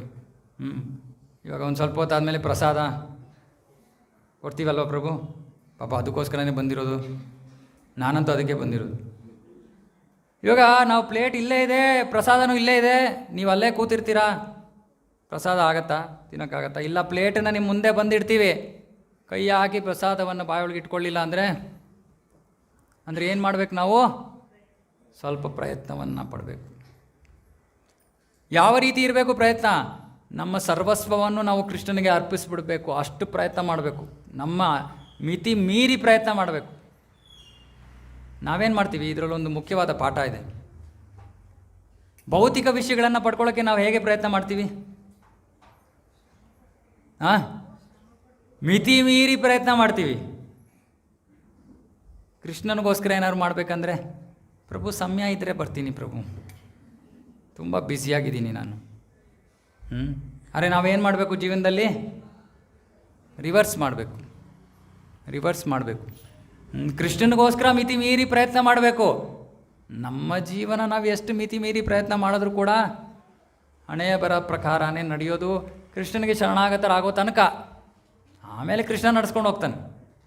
ಅಲ್ಲಿ ತನಕ ನೀವು ಎಷ್ಟು ಪ್ರಯತ್ನ ಮಾಡಿದ್ರೂ ನಿಮ್ಗೆ ಎಷ್ಟು ಸಿಗಬೇಕೋ ಅಷ್ಟೇ ಸಿಗೋದು. ಜಾಸ್ತಿ ಟೆನ್ಷನ್ ಮಾಡಿಕೊಂಡ್ರೆ ಏನು ಪ್ರಯೋಜನ ಇಲ್ಲ. ಆದರೆ ಕೃಷ್ಣನಿಗೋಸ್ಕರ ನಾನು ಇಂಗ್ಲೀಷಲ್ಲಿ ಹೇಳ್ತೀನಿ, go out of your comfort zone. ನಮಗೆ ಆರಾಮ ಅನಿಸುತ್ತೋ ಅಷ್ಟರೊಳಗೆ ಮಾಡ್ತೀವಿ ನಾವು ಭಕ್ತಿ. ಪ್ರಭು ನನಗಿಷ್ಟೇ ಸಮಯ ಇರೋದು ಪ್ರಭು ಜಪ ಮಾಡೋಕ್ಕೆ. ಸರಿ, ಬಾಕಿ ಸಮಯ ಏನಪ್ಪ ಮಾಡ್ತೀವಿ? ಕೆಲಸ ಮಾಡ್ತಾಯಿದ್ದೀನಿ, ಕೆಲಸಕ್ಕೋಸ್ಕರ ಸಮಯ ಇದೆ, ಕೃಷ್ಣನ ಜಪಕ್ಕೆ ಸಮಯ ಇಲ್ಲ. ಹಾಗಾಗಿ ನಾವೇನು ಮಾಡಬೇಕು? ನಮ್ಮ ಮನೋಭಾವವನ್ನು ಬದಲಾಯಿಸಬೇಕು, ಉಲ್ಟಾ ಮಾಡಬೇಕು. ಕೃಷ್ಣನಿಗೋಸ್ಕರ ಮಿತಿ ಮೀರಿ ಶ್ರಮ ಪಡಬೇಕು. ಯಾವಾಗ ನಾವು ಅಷ್ಟು ಪ್ರಾಮಾಣಿಕತೆಯಿಂದ ಶ್ರಮ ಪಡ್ತಾ ಇರೋದನ್ನು ಕೃಷ್ಣ ನೋಡ್ತಾನೋ, ಅವಾಗೇನು ಮಾಡ್ತಾನೆ? ಎರಡನೇ ಬೆರಳು, ಒಂದು ಬೆರಳು ನಮ್ಮ ಶ್ರಮ, ಎರಡನೇ ಬೆರಳು ಏನು ಬರುತ್ತೆ ಅವಾಗ? ಕೃಷ್ಣನ ಕೃಪೆ. ಕೃಷ್ಣನ ಕೃಪೆ ಇಲ್ಲದೆ ನಾವು ಏನನ್ನೂ ಸಾಧನೆ ಮಾಡೋಕ್ಕಾಗಲ್ಲ. ತೇನ ವಿನಾ ತೃಣಮಪಿ ನ ಚಲತಿ ಅಂತಾರೆ. ಅವನ ಇಚ್ಛೆ ಇಲ್ಲದೆ ಒಂದು ಹುಲ್ಲು ಕಡ್ಡಿ ಕೂಡ ಅಲ್ಲಾಡಲ್ಲ. ಮಾತಾಜಿ ಸ್ವೀಟ್ ತುಂಬ ಚೆನ್ನಾಗಿತ್ತು. ಹೌದೌದು, ನಾನೇ ಮಾಡಿದ್ದು. ತೇನ ವಿನಾ ತೃಣಮಪಿ ನ ಚಲತಿ. ಅವನ ಇಚ್ಛೆ ಇತ್ತು, ಹಾಗಾಗಿ ನಿಮ್ಮ ಸ್ವೀಟನ್ನು ಅವನು ಸ್ವೀಕಾರ ಮಾಡ್ದ. ನಿಮ್ಮ ಸ್ವೀಟ್ ಚೆನ್ನಾಗಾಯ್ತು. ಯಾಕೆ? ಕೃಷ್ಣ ಸ್ವೀಕಾರ ಮಾಡಿದ್ದಕ್ಕೆ. ನನಗೆ ಪ್ರಮೋಷನ್ ಸಿಕ್ಬಿಡ್ತು ಪ್ರಭು. ಏನಪ್ಪ, ಹೇಗಾಯಿತು? ನಾನು ಎಷ್ಟು ಕಷ್ಟಪಟ್ಟೆ ಗೊತ್ತಾ? ಪೂರ್ತಿ ವರ್ಷ ನಾನೇ ಮಾಡಿದ್ದು.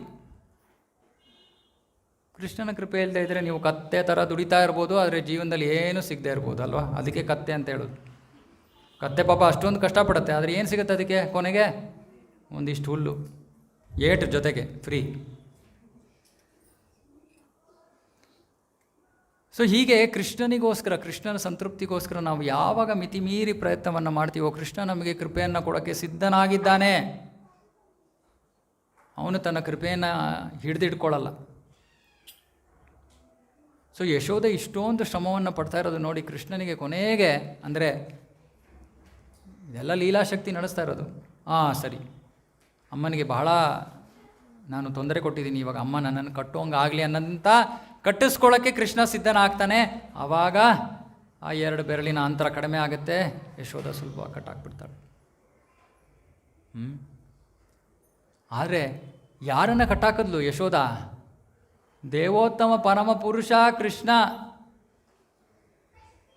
ಈಶ್ವರ ಪರಮ ಕೃಷ್ಣ, ಪರಮ ಈಶ್ವರ, ಎಲ್ಲರ ನಿಯಂತ್ರಕ. ದೇವತೆಗಳೆಲ್ಲರೂ ಭಯದಿಂದ ನಡಗ್ತಾ ಕೃಷ್ಣನಿಗೆ ಬೇಕಾಗಿರೋ ರೀತಿಯಲ್ಲಿ ಸೇವೆಯನ್ನು ಮಾಡ್ತಾ ಇದ್ದಾರೆ. ಸೂರ್ಯೋದಯ ಪ್ರತಿದಿನ ಹಿಂದಿನ ದಿನ ಯಾವ ಸಮಯ ಆಗತ್ತೆ ಅಂತ ಹೇಳಿರ್ತಾರೋ ಅದೇ ಸಮಯಕ್ಕೆ ಉದಯಿಸೋದು.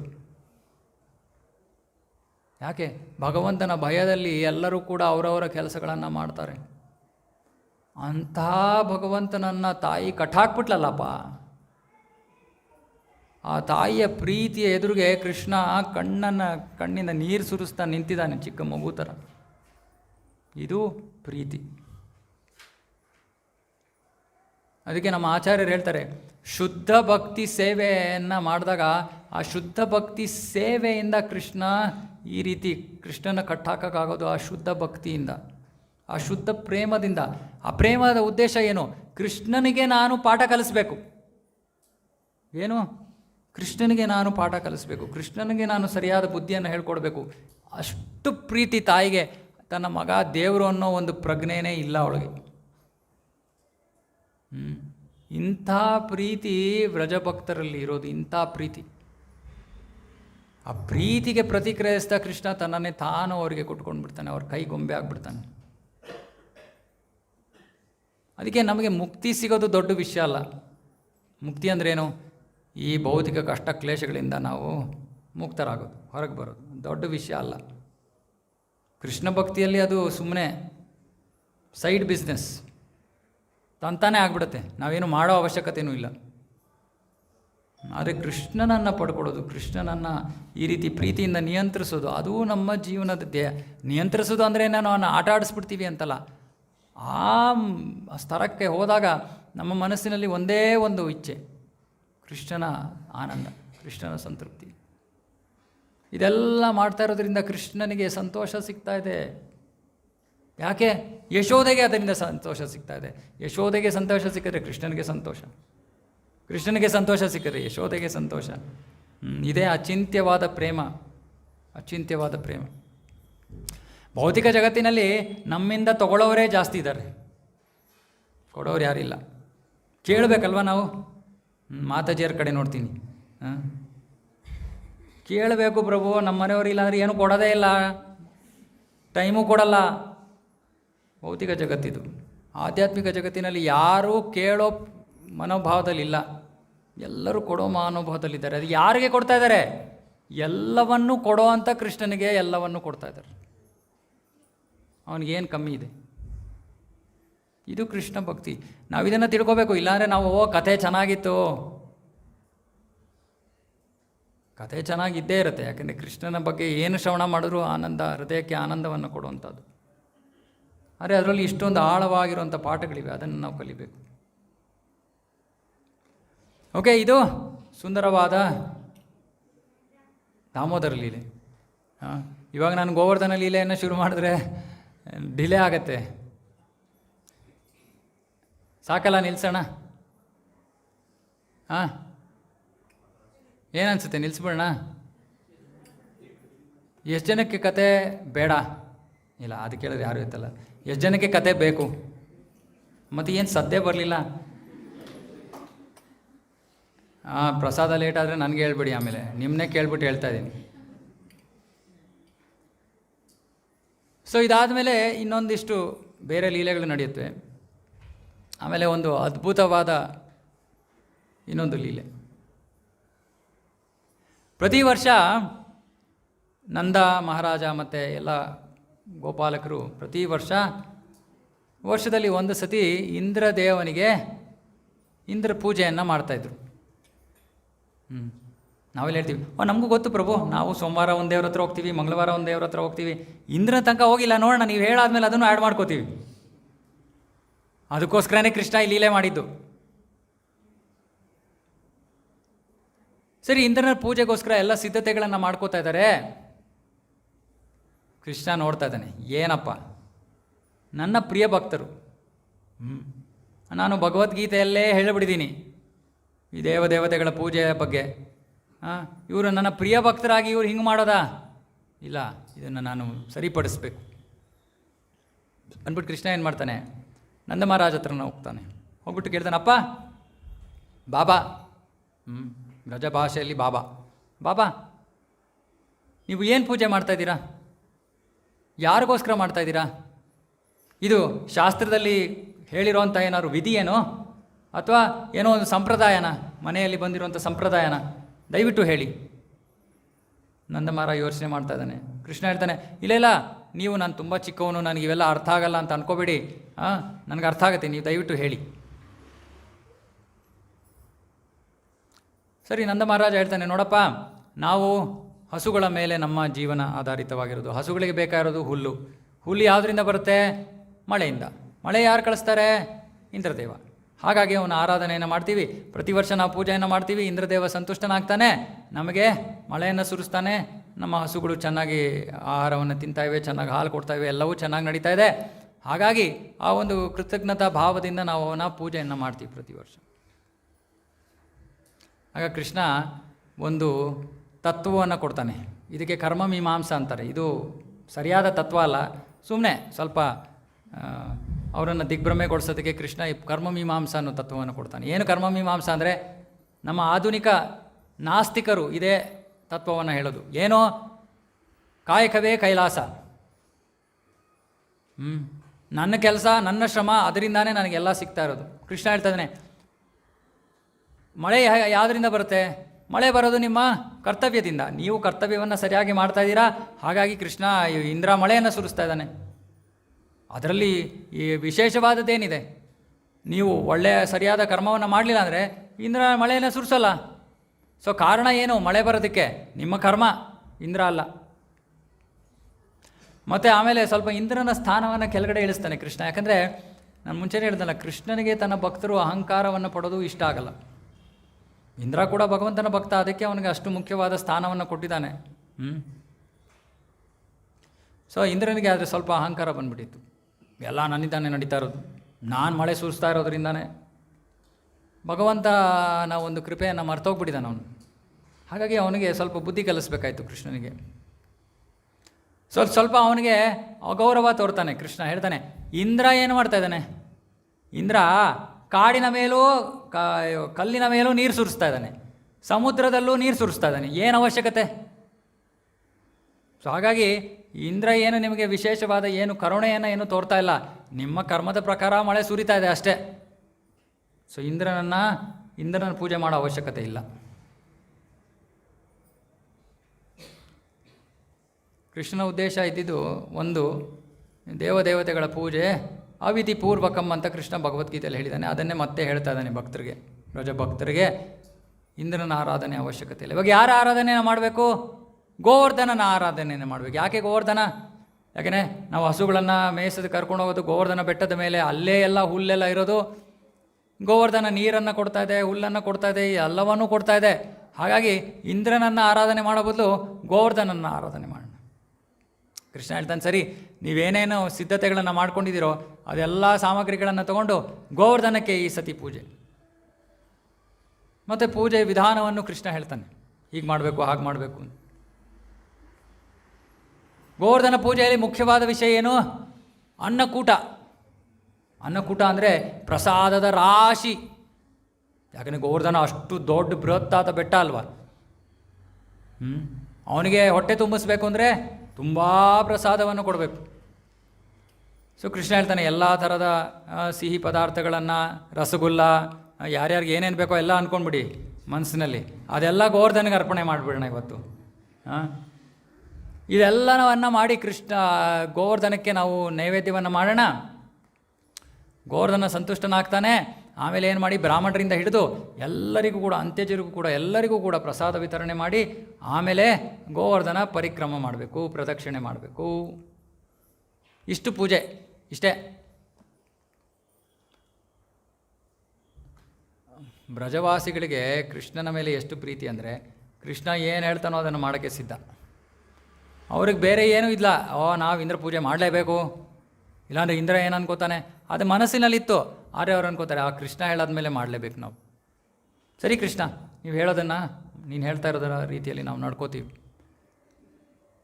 ಸರಿ, ಎಲ್ಲ ಇಂದ್ರನ ಪೂಜೆಗೋಸ್ಕರ ಇದ್ದಿದ್ದ ಎಲ್ಲ ಸಿದ್ಧತೆಗಳನ್ನು, ಎಲ್ಲ ಸಾಮಗ್ರಿಗಳನ್ನು ತಗೊಂಡು ಗೋವರ್ಧನಕ್ಕೆ ಪೂಜೆಯನ್ನು ಮಾಡ್ತಾರೆ. ಆಮೇಲೆ ನೈವೇದ್ಯವನ್ನು ಎಲ್ಲ ತರ್ತಾರೆ, ದೊಡ್ಡ ದೊಡ್ಡ ಬೆಟ್ಟಗಳಷ್ಟು ಪ್ರಸಾದ. ಆ ಸಮಯಕ್ಕೆ ಕೃಷ್ಣ ಏನು ಮಾಡ್ತಾನೆ, ತನ್ನನ್ನೇ ತಾನು ಗೋವರ್ಧನನ ರೂಪದಲ್ಲಿ ಆ ಬೆಟ್ಟದ ಮೇಲೆ ಪ್ರಕಟ ಮಾಡ್ಕೋತಾನೆ. ಒಂದು ರೂಪ, ಎಲ್ಲರ ಕಣ್ಣಿಗೂ ಕಾಣುವಂಥ ರೂಪ, ಬೃಹತ್ತಾದ ರೂಪ. ಆ ರೂಪವನ್ನು ನೋಡಿ ಕೃಷ್ಣನೇ ಹೇಳ್ತಾ ಇದ್ದಾನೆ, ಓ ನೋಡಿ, ನಿಮ್ಮೆಲ್ಲ ಪೂಜೆಯನ್ನು ಸ್ವೀಕಾರ ಮಾಡಿ ಗೋವರ್ಧನ ಪ್ರಸನ್ನನಾಗಿ ಅವನು ತನ್ನ ದರ್ಶನವನ್ನು ಕೊಟ್ಟಿದ್ದಾನೆ ನಮಗೆ. ಅಂದ್ಬಿಟ್ಟು ಕೃಷ್ಣ ತನಗೇ ನಮಸ್ಕಾರ ಮಾಡ್ತಾ ಇದ್ದಾನೆ. ಅಂದರೆ ಗೋವರ್ಧನ ಬೆಟ್ಟದ ಮೇಲಿರೋ ತನ್ನ ರೂಪವನ್ನೇ ನೋಡಿ ಕೃಷ್ಣನ ನಮಸ್ಕಾರ ಮಾಡ್ತಾ ಇದ್ದಾನೆ, ಎಲ್ಲರೂ ನಮಸ್ಕಾರ ಮಾಡ್ತಾ ಇದ್ದಾರೆ. ಸರಿ, ನೈವೇದ್ಯವನ್ನು ಮಾಡ್ತಾರೆ ಗೋವರ್ಧನಕ್ಕೆ. ಗೋವರ್ಧನ ಸರಿ ಈ ಕೊಟ್ಟಿದ್ದೆಲ್ಲ ಆಹಾರವನ್ನು ತಿಂತಾ ಇದ್ದಾನೆ. ಅಣಿಯೋರ್ ಅಂತ ಇದ್ದಾನೆ. ಅಣಿಯೋರ್ ಅಂದರೆ ಇನ್ನೂ ತೊಗೊಂಬನ್ನಿ ಬ್ರಜಭಾಷೆಯಲ್ಲಿ. ಇವತ್ತು ನಾವು ಬೃಂದಾವನಕ್ಕೆ ಹೋದರೆ ಅಲ್ಲಿ ಅಣಿಯೋರ್ ಅನ್ನೋ ಒಂದು ಹಳ್ಳಿ ಇದೆ, ಅಲ್ಲೇ ನಡೆದಿದ್ದು ಈ ಲೀಲೆ. ಇನ್ನೂ ತೊಗೊಂಬನ್ನಿ. ಸರಿ, ಮನೆಯಲ್ಲಿ ಬಂದಿದ್ದು ಎಲ್ಲ ತೊಗೊಂಬಂದ್ಬಿಟ್ಟಿದ್ದಾರೆ, ಎಲ್ಲ ಖಾಲಿ, ಊರೇ ಖಾಲಿ, ಏನು ಸಾಮಗ್ರಿ ಇಲ್ಲ, ತಿನ್ನೋ ಸಾಮಗ್ರಿ ಇನ್ನೇನು ಇಲ್ಲವೇ ಇಲ್ಲ. ಇನ್ನೂ ಬೇಕು ಅಂತ ಇದ್ದಾನೆ ಗೋವರ್ಧನ. ಅವಾಗ ಕೃಷ್ಣ ಹೇಳ್ತಾನೆ, ಒಂದು ಕೆಲಸ ಮಾಡಿ, ಒಂದು ತುಳಸಿ ದಳ ಕೊಡಿ. ತುಳಸಿ ದಳ ಕೊಟ್ರೇನೇ ಭಗವಂತನಿಗೆ ಸಂತೃಪ್ತಿ. ತುಳಸಿ ದಳವನ್ನು ಒಂದಿಷ್ಟು ಪ್ರಸಾದದ ಮೇಲೆ ಹಾಕಿ ಕೊಡ್ತಾರೆ. ಗೋವರ್ಧನ ಅದನ್ನು ಸೇವಿಸಿದ ತಕ್ಷಣ ಶಾಂತನಾಗಿ ಹೋಗ್ತಾನೆ. ಅಪ್ಪ, ತೃಪ್ತಿ ಆಯಿತು. ಸರಿ, ಇವಾಗ ಪ್ರದಕ್ಷಿಣೆ ಮಾಡಬೇಕು. ಸರಿ, ಎಲ್ಲರೂ ತಮ್ಮ ಅತ್ಯದ್ಭುತವಾದ ಉಡುಪುಗಳಲ್ಲಿ, ಎಷ್ಟು ಗೋವರ್ಧನ ಪರಿಕ್ರಮ ಡಿಸ್ಟೆನ್ಸು ಇವತ್ತು, ಅವತ್ತಲ್ಲ. ಅವತ್ತು ಗೋವರ್ಧನ ಇನ್ನೂ, ಇವಾಗ ಶಾಪದಿಂದಾಗಿ ಗೋವರ್ಧನ ಪ್ರತಿ ದಿನ ಒಂದು ಸಾಸಿವೆ ಕಾಳಷ್ಟು ಚಿಕ್ಕದಾಗ್ತಾ ಇದ್ದಾನೆ. ಇವತ್ತು 22 ಕಿಲೋಮೀಟ್ರು, ಅವತ್ತು ಇನ್ನೂ ಜಾಸ್ತಿ. ಆದರೆ ಎಲ್ಲರೂ ಕೂಡ ಒಂದು ಜಾತ್ರೆ, ಹಸುಗಳು, ಕರುಗಳು, ಗೋಪಾಲಕರು, ಗೋಪಿಯರು, ಮಕ್ಕಳು ಎಲ್ಲರೂ ಕೂಡ ದೊಡ್ಡ ಪ್ರದಕ್ಷಿಣೆ ಹಾಕಿ ಬರ್ತಾರೆ. ಗೋವರ್ಧನ ಪೂಜೆ ಮುಗೀತು. ಇವಾಗ ಏನಾಯಿತು? ಇಂದ್ರ ಬಿಟ್ಟು ಎಲ್ಲರೂ ಸಂತೋಷವಾಗಿದ್ದಾರೆ. ಯಾಕೆ? ಇಂದ್ರನಿಗೆ ಕೋಪ ಬಂತು. ಇಂದ್ರ ತನ್ನ ಸೇವಕರಲ್ಲಿ ಕೇಳ್ತಾ ಇದ್ದಾನೆ, ಆಯಿತಾ, ಬೃಂದಾವನದಲ್ಲಿ ಎಲ್ಲರೂ ನನ್ನ ಪೂಜೆಯನ್ನು ಮಾಡಿ ಮುಗಿಸಿದ್ರಾ? ಮಳೆ ಸುರಿಸೋದ ನಾನು? ಅವ್ರಿಗೆಲ್ಲ ಭಯ, ಸೇವಕರಿಗೆ. ಏನು ಹೇಳೋದು ಇವನಿಗೆ? ಸ್ವಾಮಿ, ನಿಮ್ಮ ಪೂಜೆಯನ್ನು ನಿಲ್ಲಿಸ್ಬಿಟ್ರು ಇವತ್ತು. ನಿಲ್ಲಿಸ್ಬಿಟ್ರಾ? ಯಾರು ಹೇಳಿದ್ದು ನಿಲ್ಸೋಕ್ಕೆ? ಆ ಪುಟ್ಟ ಬಾಲಕ ಇದ್ದಾನಲ್ಲಿ ಕೃಷ್ಣ, ಅವನು ಹೇಳಿದ್ದು. ಅತಿಯಾಗಿ ಮಾತಾಡೋ ಈ ಬಾಲಕನ ಮಾತನ್ನು ಕೇಳಿಕೊಂಡು ಈ ವ್ರಜವಾಸಿಗಳೆಲ್ಲ ನನ್ನ ಪೂಜೆಯನ್ನು ನಿಲ್ಲಿಸಿದ್ರಾ? ಇವತ್ತು ಇವ್ರಿಗೆ ಶಿಕ್ಷೆಯನ್ನು ಕೊಡಲೇಬೇಕು, ಪಾಠವನ್ನು ಕಲಿಸಲೇಬೇಕು. ಏನು ಮಾಡಬೇಕು? ಬೃಂದಾವನವನ್ನು ಜಲಸಮಾಧಿ ಮಾಡಿಬಿಡೋಣ, ಮುಳುಗಿಸ್ಬಿಡ್ತೀನಿ ನಾನು ನೀರಲ್ಲಿ ಅಂದ್ಬಿಟ್ಟು ಏನು ಮಾಡ್ತಾನೆ ಇಂದ್ರ? ಪ್ರಳಯದ ಸಮಯದಲ್ಲಿ ಬರುವಂಥ ಮೋಡಗಳನ್ನು ಕರೀತಾನೆ. ಪ್ರಳಯದ ಸಮಯದಲ್ಲಿ ಭಾಳ 100 ವರ್ಷಗಳಷ್ಟು ಜೋರಾದ ಮಳೆ, ಆ ಮಳೆಯನ್ನು ಸುರಿಸೋ ಮೋಡಗಳ ಹೆಸರು ಸಾಂವರ್ತಕ ಅಂತ. ಆ ಸಾಂವರ್ತಕ ಮೋಡಗಳನ್ನು ಕರೆದುಬಿಟ್ಟು ಕೃಷ್ಣ ಹೇಳ್ತಾನೆ, ಈ ವೃಂದಾವನವನ್ನು ನೀವು ನಾಶ ಮಾಡಿಬಿಡಿ. ಪಾಪ ಸಾಂವರ್ತಕ ಮೋಡಗಳು ಏನು ಮಾಡ್ತಾರೆ? ಇವನು ಬಾಸ್ ಹೇಳಿದ ಕೆಲಸ ಮಾಡಲೇಬೇಕಲ್ಲ, ಅವ್ರಿಗೆ ಇಷ್ಟ ಇಲ್ಲ, ಗೊತ್ತು ಕೃಷ್ಣನ ಊರು ಇದು ಅಂತ. ಅವ್ರು ಏನು ಮಾಡ್ತಾರೆ? ಅಸಹಾಯಕತೆಯಿಂದ ಸರಿ ಆಯಿತು, ನೀವು ಹೇಳ್ದಂಗೆ ಮಾಡ್ತೀವಿ ಅಂತ ಮಳೆಯನ್ನು ಸುರಿಸೋಕ್ಕೆ ಶುರು ಮಾಡ್ತಾರೆ. ಭಾಗವತದಲ್ಲಿ ವರ್ಣನೆ ಇದೆ, ಒಂದೊಂದು ಹನಿ ಕೂಡ ಒಂದೊಂದು ಕಂಬದಷ್ಟು ದೊಡ್ಡ ಹನಿಗಳಂತೆ, ಅಷ್ಟು ಮಳೆ. ಪಾಪ ಹಸುಗಳಿಗೆ ಹಸುಗಳು ತಮ್ಮ ಕರುಗಳನ್ನು ಹೇಗೆ ರಕ್ಷಿಸುತ್ತವೆ? ಎಲ್ಲೋ ತಮ್ಮ ಹೊಟ್ಟೆಯ ಕೆಳಗಡೆ ಎಲ್ಲೋ ನಿಲ್ಲಿಸ್ಕೊಳ್ಳೋಕ್ಕೆ ಇದು ಅದು ಪ್ರಯತ್ನ ಮಾಡ್ತಾ ಇದ್ದಾರೆ. ತುಂಬ ತೊಂದರೆ ಆಗ್ತಾಯಿದೆ. ಎಲ್ಲರೂ ಕೃಷ್ಣನ ಹತ್ರ ಓಡಿ ಬರ್ತಾರೆ. ಕೃಷ್ಣ ಹತ್ರ ಓಡಿ ಬಂದು ಬ್ರಜವಾಸಿಗಳು ಹೇಳ್ತಾರೆ, ಬ್ರಜವಾಸಿಗಳು ಏನು ಹೇಳ್ತಾರೆ ಕೇಳ್ಕೊಳ್ಳಿ. ಕೃಷ್ಣ, ನಿನ್ನ ಪ್ರಿಯವಾದ ಹಸುಗಳು, ಕರುಗಳಿಗೆ ಬಹಳ ನೋವಾಗ್ತಾಯಿದೆ, ತೊಂದರೆ ಆಗ್ತಾಯಿದೆ. ನೀನು ಅವರಿಗೆ ಬಹಳ ಪ್ರಿಯವಾಗಿರೋದ್ರಿಂದ ದಯವಿಟ್ಟು ಅವರನ್ನು ರಕ್ಷಿಸು. ಜೊತೆಗೆ ನಾವು ನಿನ್ನ ಭಕ್ತರು, ಬೇಕಾದ್ರೆ ನಮ್ಮನ್ನು ರಕ್ಷಿಸ್ಬೋದು. ಕೃಷ್ಣನಿಗೆ ತನ್ನ ಪ್ರಿಯ ವ್ರಜವಾಸಿಗಳು, ಹಸುಗಳು ಎಲ್ಲವೂ ನೋವಿನಲ್ಲಿರೋದನ್ನು ನೋಡಿ ಕೋಪ ಬರುತ್ತೆ, ಗೊತ್ತಾಗತ್ತೆ ಇದು ಇಂದ್ರನ ದುಷ್ಟಕೃತ್ಯ. ಇವನಿಗೆ ಇವಾಗ ಪಾಠ ಕಲಿಸ್ಲೇಬೇಕು ಅಂದ್ಬಿಟ್ಟು ಏನು ಮಾಡ್ತಾನೆ ಕೃಷ್ಣ ಹೇಳ್ತಾನೆ, ನೀವೇನು ಯೋಚನೆ ಮಾಡಬೇಡಿ, ನಾವು ಈ ಗೋವರ್ಧನದ ಆಶ್ರಯವನ್ನು ಪಡ್ಕೊಂಡಿದ್ದೀವಲ್ಲ, ಗೋವರ್ಧನನೇ ನಮಗೆ ರಕ್ಷಣೆಯನ್ನು ಕೊಡ್ತಾನೆ. ಸರಿ, ನೀವೆಲ್ಲ ಇಲ್ಲೇ ಇರಿ ಅಂದ್ಬಿಟ್ಟು ಕೃಷ್ಣ ಏನು ಮಾಡ್ತಾನೆ, ಗೋವರ್ಧನ ಬೆಟ್ಟದ ಹತ್ರ ಹೋಗ್ಬಿಟ್ಟು ತನ್ನ ಒಂದು ಕಾಲಿಂದ ಹೀಗೆ ನೆಲದ ಮೇಲೆ ಒಂದು ಸತಿ ಒದಿತಾನೆ. ಅದರಿಂದ ಏನಾಗುತ್ತೆ, ಗೋವರ್ಧನ ಸುತ್ತಲೂ ಬಿರುಕು ಬಿಟ್ಕೊಂಡ್ಬಿಡುತ್ತೆ, ಸುತ್ತ ಗೋವರ್ಧನ. ಆಮೇಲೆ ಒಂದು ರೀತಿಯಲ್ಲಿ ಗೋವರ್ಧನ ಗಾಳಿಯಲ್ಲಿ ಹಾರ ಬಂದಂಗೆ ಕೃಷ್ಣನ ಕಿರುಬೆರಳು ಎಡಗೈನ ಕಿರುಬೆರಳ ಮೇಲೆ ಬಂದು ಕೂತ್ಕೊಂಡು ಬಿಡುತ್ತೆ. ಅವಾಗ ಕೃಷ್ಣ ಕೂಗ್ತಾನೆ ಎಲ್ಲ ಗೋಪಾಲಕರಿಗೆ, ಎಲ್ಲ ವ್ರಜವಾಸಿಗಳಿಗೆ, ಬನ್ನಿ ಬನ್ನಿ, ಹೆದರಬೇಡಿ. ಗೋವರ್ಧನ ನಿಮ್ಮ ಪೂಜೆಯಿಂದ ಸಂತೃಪ್ತನಾಗಿ ಭಾಳ ಹಗುರವಾಗಿ ತೇಲಾಡ್ತಾ ಇದ್ದಾನೆ ಗಾಳಿಯಲ್ಲಿ, ಕೆಳಗಡೆ ಬೀಳಲ್ಲ ಅವನು. ನೀವು ಆಗಲೇ ಅವನಿಗೆ ಪೂಜೆಯನ್ನು ಮಾಡಿದ್ದೀರಾ, ಇದು ಪೂಜೆ ಫಲ. ನೀವೆಲ್ಲರೂ ಬನ್ನಿ, ಗೋವರ್ಧನ ಬೆಟ್ಟದ ಕೆಳಗಡೆ ನಿಂತ್ಕೊಳ್ಳಿ, ನಿಮ್ಗೆ ಅವಾಗ ಯಾವ ತೊಂದರೆನೂ ಆಗಲ್ಲ. ಸರಿ, ಎಲ್ಲರೂ ಕೆಳಗಡೆ ಬರ್ತಾರೆ. ಕೆಳಗಡೆ ಬಂದು ನೋಡಿದ್ರೆ ಕೆಳಗಡೆ ಒಂದು ಊರೇ ಇದೆ. ಗೋವರ್ಧನ ಬೆಟ್ಟದ ಕೆಳಗಡೆ ಒಂದು ಊರೇ ಇದೆ. ಸರಿ, ಎಲ್ಲರೂ ಕೂಡ ಭಾಳ ಸಂತೋಷವಾಗಿ ಅಲ್ಲಿ ಕೆಳಗಡೆ ಇದ್ದಾರೆ. ಆಮೇಲೆ ಆಚಾರ್ಯರು ಹೇಳ್ತಾರೆ, ಮೇಲೆ ಕೃಷ್ಣನ ಸುದರ್ಶನ ಚಕ್ರ ಚಲಿಸ್ತಾ ಇದೆ ಬೆಟ್ಟದ ಮೇಲೆ. ಎಷ್ಟು ಯಾವ ವೇಗದಲ್ಲಿ ಚಲಿಸ್ತಾ ಇದೆ ಅಂದರೆ ಒಂದು ಹನಿ ಕೂಡ ನೀರು ಕೆಳಗಡೆ ಬೀಳದೇ ಇರೋ ರೀತಿಯಲ್ಲಿ. ಸೊ ಅಷ್ಟೊಂದು ಮೋಡಗಳು ಎಲ್ಲ ಪ್ರಯತ್ನ ಮಾಡ್ತಾಯಿವೆ. ಅರೆ, ವ್ರಜವಾಸಿಗಳು ಎಲ್ಲರೂ ಆನಂದದಲ್ಲಿ. ಕಷ್ಟ ಇದೆ, ಕಷ್ಟದ ಯಾವ ಅನುಭವ ಇಲ್ಲ ಅವರಿಗೆ. ಕೃಷ್ಣನ ಒಂದು ಸಂಘದಲ್ಲಿ ಸಂತೋಷವಾಗಿದ್ದಾರೆ. ಯಾಕೆಂದರೆ ಕೃಷ್ಣ ಎಲ್ಲರಿಗೂ ಒಂದೇ ಸತಿ ಸಿಗೋದಿಲ್ಲ, ಪೂರ್ತಿ ದಿನ ಸಿಗೋದಿಲ್ಲ. ಬೆಳಗ್ಗೆ ಅಮ್ಮನ ಜೊತೆ ಅಪ್ಪನ ಜೊತೆ ಇರ್ತಾನೆ, ಆಮೇಲೆ ಗೋಪಾಲಕರ ಜೊತೆ ಇರ್ತಾನೆ, ಆಮೇಲೆ ಗೋಪಿಯರ ಜೊತೆ ಇರ್ತಾನೆ. ಹೀಗೆ ಒಂದೊಂದು ಸಮಯದಲ್ಲಿ ಒಬ್ಬರೊಬ್ಬರ ಜೊತೆ ಇರ್ತಾನೆ ಕೃಷ್ಣ. ಆದರೆ ಈಗ ಅವರಿಗೆ ವಿಶೇಷವಾದ ಒಂದು ಕೃಪೆ, ಏನೋ ಪೂರ್ತಿ ದಿನ, ಒಂದು ದಿನ ಅಲ್ಲ 7 ದಿನ ಕೃಷ್ಣನ ಸಮ್ಮುಖದಲ್ಲಿ ಕೃಷ್ಣನ ಜೊತೆ ಇರುವಂತಹ ಅವಕಾಶ. ಇದು ಕೃಷ್ಣ ಗೋವರ್ಧನ ಬೆಟ್ಟವನ್ನು ಎತ್ತಿದ್ದಕ್ಕೆ ಇನ್ನೊಂದು ಕಾರಣ, ತನ್ನ ಭಕ್ತರಿಗೆ ಕೃಪೆಯನ್ನು ತೋರೋದಕ್ಕೆ. ಸೊ ಇಲ್ಲಿ ಈ ಗೋವರ್ಧನ ಬೆಟ್ಟವನ್ನು ಎತ್ತಿದಾಗ ಕೆಳಗಡೆ ಸಾಕಷ್ಟು ಲೀಲೆಗಳು ನಡೆಯುತ್ತವೆ. ಅದೆಲ್ಲ ವರ್ಣನೆ ಮಾಡೋಕ್ಕೆ ಇವತ್ತು ಸಮಯ ಇಲ್ಲ. 1-2-3 ಸೊಗಸಾದ ವಿಷಯಗಳನ್ನು ಹೇಳ್ತೀನಿ. ಕೃಷ್ಣ ಎಡಗೈನಲ್ಲಿ ಕಿರುಬೆರಳಲ್ಲಿ ಗೋವರ್ಧನ ಬೆಟ್ಟವನ್ನು ಎತ್ತಿದ್ದಾನೆ. ಬಲಗೈಯಲ್ಲಿ ಏನು ಮಾಡ್ತಾ ಇದ್ದಾನೆ? ಕೊಳಲು ನುಡಿಸ್ತಾ ಇದ್ದಾನೆ. ಈ ಕೊಳಲು ನುಡಿಸ್ತಾ ಇದ್ದಿದ್ದ ಕೊಳಲಿನ ಧ್ವನಿ ಶಬ್ದ ಅದು ಹಾಗೆ ಗೋವರ್ಧನ ಬೆಟ್ಟದಿಂದ ಹೊರಗಡೆ ಹೋಗಿ ಮೇಲೆ ಇಂದ್ರ ಬಂದಿದ್ದಾನೆ ನೋಡೋದಕ್ಕೆ. ಏನು ಎಲ್ಲ ನಾಶ ಆಗಿದೆ ತಾನೇ, ಐರಾವತದ ಮೇಲೆ ಕೂತಿದ್ದಾನೆ. ಈ ಕೊಳಲಿನ ನಾದದಿಂದ ಏನಾಗುತ್ತೆ, ಐರಾವತ ತನ್ನ ಬ್ಯಾಲೆನ್ಸ್ ಕಳ್ಕೊಂಡು ಇಂದ್ರ ನೆಲದ ಮೇಲೆ ಬಿದ್ದು ಬಿಡ್ತಾನೆ. ಆಮೇಲೆ ಇದ್ದಿದ್ದು ಬಿರುಗಾಳಿ ಅದು ಇದು ಎಲ್ಲವನ್ನು ಕೃಷ್ಣ ಹೀರ್ತಾ ಇದ್ದಾನೆ ಕೊಳಲನ್ನು ನುಡಿಸ್ತಾ ಇರೋದ್ರಲ್ಲಿ. ಸರಿ, ಅಮ್ಮ ನೋಡ್ತಾ ಇದ್ದಾಳೆ. ಅಮ್ಮನಿಗೆ ಪಾಪ ಏನು ಯೋಚನೆ, ಮಗುವನ್ನು ನೋಡಿದಾಗ ಮಗು ಏನು ತಿಂದಿಲ್ಲ. ಯಶೋದೆಗೆ ಅದೊಂದೇ ಯೋಚನೆ. ಯಶೋದೆ ಯೋಚನೆ ಮಾಡ್ತಾ ಇದ್ದಾಳೆ, ಕೃಷ್ಣ ಏನು ತಿಂದೇ ಇಲ್ಲ.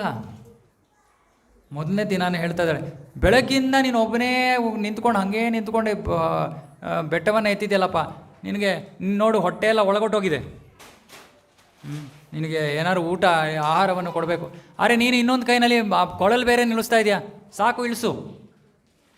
ಆ ಬಲಗೈನ ಕೆಳಗಡೆ ಇಳಿಸು, ನಾನು ಆವಾಗ ನಿನ್ನ ಬಾಯಿಗೆ ಪ್ರಸಾದವನ್ನು ಏನಾದರೂ ಆಹಾರವನ್ನು ಕೊಡ್ತೀನಿ.